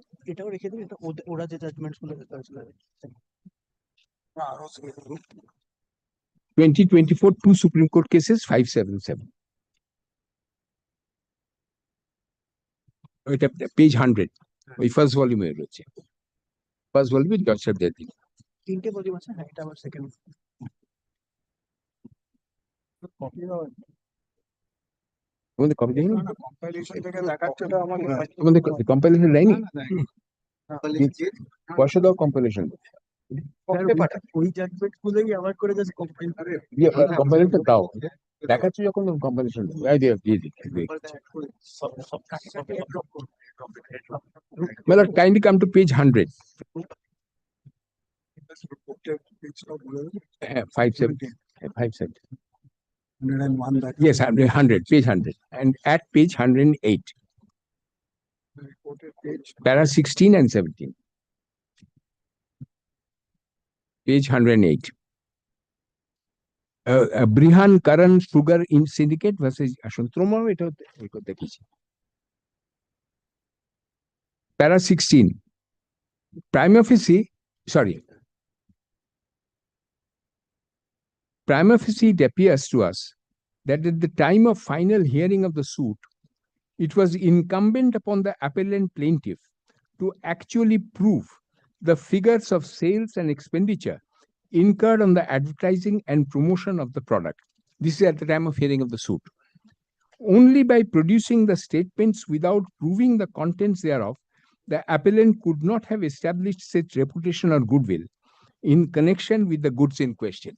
So, my lord, these are required for the purpose of proving the goodwill and reputation. According to the witness, the statements produced were signed by Chartered Accountants Mr. Natesh. This aspect surely makes out a prima facie case for grant of stay to the execution of the decree in favor of the respondent as regards the passing of action. Then 17. For establishing goodwill of the product, it was necessary for the appellant to prove not only the figures of the sale of the product, but also the expenditure incurred on promotion and advertisement of the product.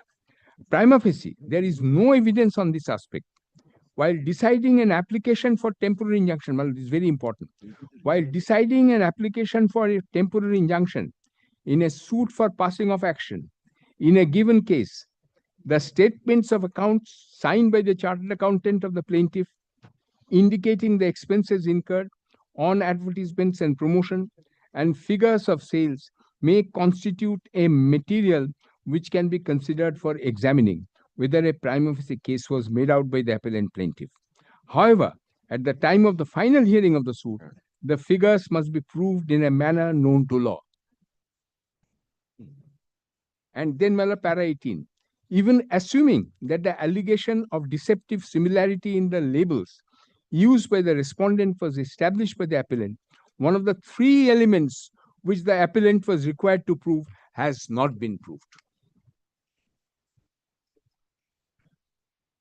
What we did for the red automotive battery, you had to show, but for the red automotive battery, there's no separate figures. My lord, in our case, my lord, in respect of the automotive battery, there is no, my lord, the facts and figures given in this.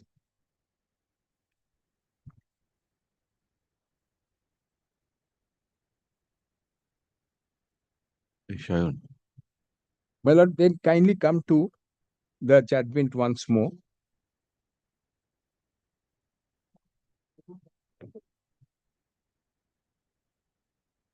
Para 27. Copying is in some ways described as the lifeline of competition and is not unlawful. Copying the get up or color scheme of a label has been used as a method adopted by persons to represent their goods as the goods of another. It is true that there is no thought of copying in law. Kindly note this, because I cited judgments on this. It is true that there is no thought of copying in law. Nevertheless, within the available remedies, anything worth copying should also be worth protecting. At the end, it is a question of degree, extent, and intent. Now, my lord, here in our case, if there is copying, if any copying at all, it is only the red color, nothing else. And the learned judge has said nobody has got any monopoly on color. So, my lord, then what is the copying that I have done? And then where is the, my lord, fault? What is the default in copying? If copying is permitted, if it is the red color only which has been copied, the fact that an existing competitor in comparison to a new entrant in the market has deliberately, intentionally, and in a calculated manner attempted to reap from the cultivated soil of a trade rival is impermissible. It is not impermissible. I cited judgments which say it is not impermissible. This is, my lord, against monopoly. Therefore, one is entitled to take advantage of the market which has been created, so long as I do not mislead the public. In such circumstances, a court should be astute to say that the respondent cannot succeed in doing what he is straining every nerve to do. Schlesinger. Such changes are neither accidental nor spontaneous. On the contrary, any decision to change is well deliberated and has to muster the approval at different levels of any corporation, spanning from marketing, design, sales, advertising, and ultimately legal approval before the same is finally implemented. Then, my lord, the change to a red and white trade dress, the similar size and shape of the two batteries, my lord, I just, my lord, fail to understand what is the significance of this. The similar size and shape of the two batteries will have to be fitted in the car. So it has to be the same shape. It can't be, my lord, bigger or smaller, or, my lord, hexagonal or octagonal. Same model batteries. Model is also mentioned. And the, my lord, this is the same model battery. Then the 5-letter combination of the two batteries. 5-letter combination meaning thereby exide and elito. The use of the word EL, which is not there, which are registered in the name of the petitioner. The use of the shattered O device are all multiple instances of copying which prima facie indicates sufficient nearness, notwithstanding any difference suggested, a difference to suggest bad faith and a deliberate and calculated strategy to move closer to the product of the petitioner. My lord, if this is a product of the petitioner, my lord, this kindly, my lord, see when the learned judge says product of the petitioner, kindly come back to paragraph 11 once more. The only product the court has considered is para 11. For convenience, a comparison of the rival products are produced below. So, my lord, as I submit, my lord, I don't want to repeat over and over again. Where is EL? Where is shattered O? And the fact that one is elito and the other is excite, if one has got 5 letters, the other has got 5 letters, my lord, that has impressed the court. The problem is this, I tell your lordship, my lord, kindly, my lord, I do not mean any disrespect. My lord, we in Calcutta, we are all excite people. We have seen excite from my lord, for years together. We have used excite. So, my lord, when we consider excite, we identify excite with red. And that is our personal, individual feeling, which perhaps has, my lord, it has been inculcated. It has gone into the judgment. One should not have done that. Because, my lord, when the court is deciding the issue, the court is not to decide the issue of goodwill on the basis of his own feeling. He has to decide the issue on the basis of available evidence on record. Nothing more, nothing less. Whatever may be your feeling, whatever knowledge you have got, whatever experience you have got, it becomes immaterial insofar as that particular object is concerned. The comparison for the purpose of coming to the conclusion as to whether there is a confusion in the mind of the public or not, one has to, my lord, look into the available evidence, nothing else. And my lord, when one looks into the evidence, apart from, my lord, anything else, the one that which the plaintiff did not lead evidence on that, if one looks into the materials themselves, one cannot be confused. There is no question of getting confused because it is written on the red with big bold letters, LE2 and Exide. In contrast, my lord, at page 23, in contrast, the fact that there may be other smaller companies having an insignificant market share also manufacturing and selling red batteries in the industry is irrelevant. I say it is not irrelevant. And why is it insignificant? Where's the basis to say such a thing? And first of all, if the learned judge did not know how big their sale is, and it was shown, so far as Livguard is concerned, they have got a substantial market also, almost as big as Amaron and Exide. In Kellogg Company and Praveen Kumar, I shall cite this judgment before Lordship, relied on by the respondent, the particular trade dress was not similar, and there was strikingly distinguishing feature which are found between the two products. I say exactly the same. I am relying upon this sentence. Look at the trade dress of the two and see significant difference between the two. So why should the court not have taken note of this? And this is for this purpose, my lord, I cited Kellogg's case. Similarly, in Star Bazaar, this is another decision I cited. Also cited by the respondent, both the parties were found to be bona fide, coincident, and concurrent user. I am not a mala fide user. I have no intention of it. I have got my own market.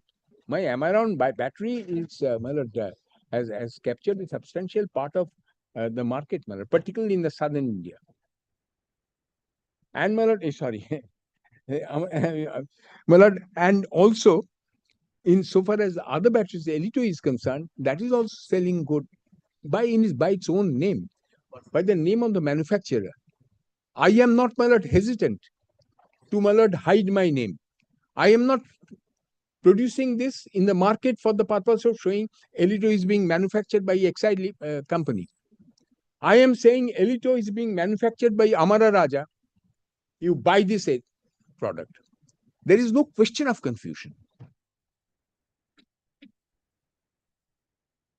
I am submitting to your lordship, relying upon Star Bazaar's case, that both the parties were found to be bona fide. I say I am a bona fide and, my lord, concurrent user of a battery of which is, my lord, by the name of LE2, which is clearly, my lord, distinguishable from the batteries which are sold under the name of Exide. Now, on the other hand, in Colgate, Palmolive Company, the claim for passing off in respect of chromatic monopoly over color red and white was found tenable. Well, it depends upon the facts of the case. In such circumstances, there ought to be a special obligation of the respondent. I don't see any reason what special obligation. As an existing and a biggest trade rival minded to use similar get-up of any indication to avoid confusion and deception on the likelihood thereof. Rickett Coleman. This also I cited. Then, my lord, kindly come to paragraph 32.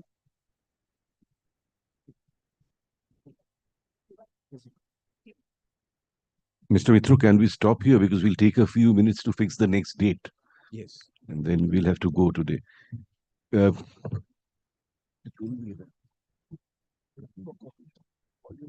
We can suggest next Tuesday if that's okay with you. I mean, You are not there. Tuesday I'll be in difficult. Acha, then next date ki hobe bolo? Then it has to be 16th, the next Tuesday, following Tuesday. Following Tuesday. I mean Tuesday week. So that's okay. Regular now. Would 15 be possible? 15th? 15, your JSOP is fixed. Yes, that's in the afternoon. Yes, sir. 3 PM, we can have a, So your lordship can displace Jessup for the. no. Oh, 15th. 1 second. Our Chief Justice's last working day is the 15th. Oh, I see. Yes. So there'll be a full court reference, this and that.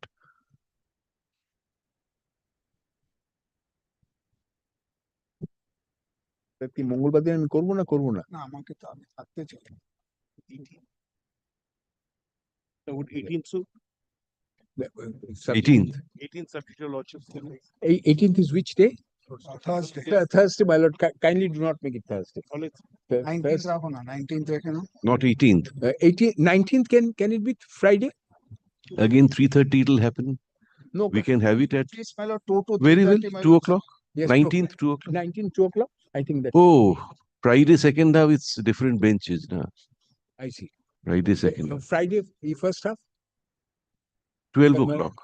12 o'clock. 12 o'clock. So you'll have No, it's convenient. an hour and 15 minutes. You can make some progress. 19th. So it's 19th. Alejo. Mr. Joyantu Mitro, learned senior counsel representing the appellant, resumes his argument but does not conclude. Paragraph. As agreed upon by and between learned advocates for the parties, list this matter once again on September 19, 2025, marked 12 noon. September 19. Thank you. Well, no interim order to continue until disposal of the appeal. There's no interim order? There's no interim order. In fact, your lordships observed, my lord, they had particular time within which to comply. We are before your lordship. Mr. Mukti, we are sure that since we are hearing the appeal, we will not take any coercive step. Lordships had observed that, my lord, that's good enough. Concern is it was the 2-month period by the single judge by which so 25th or 24th is the September. September is the date. No, that's the reason. We'll make some observation on the next date. Hey, you can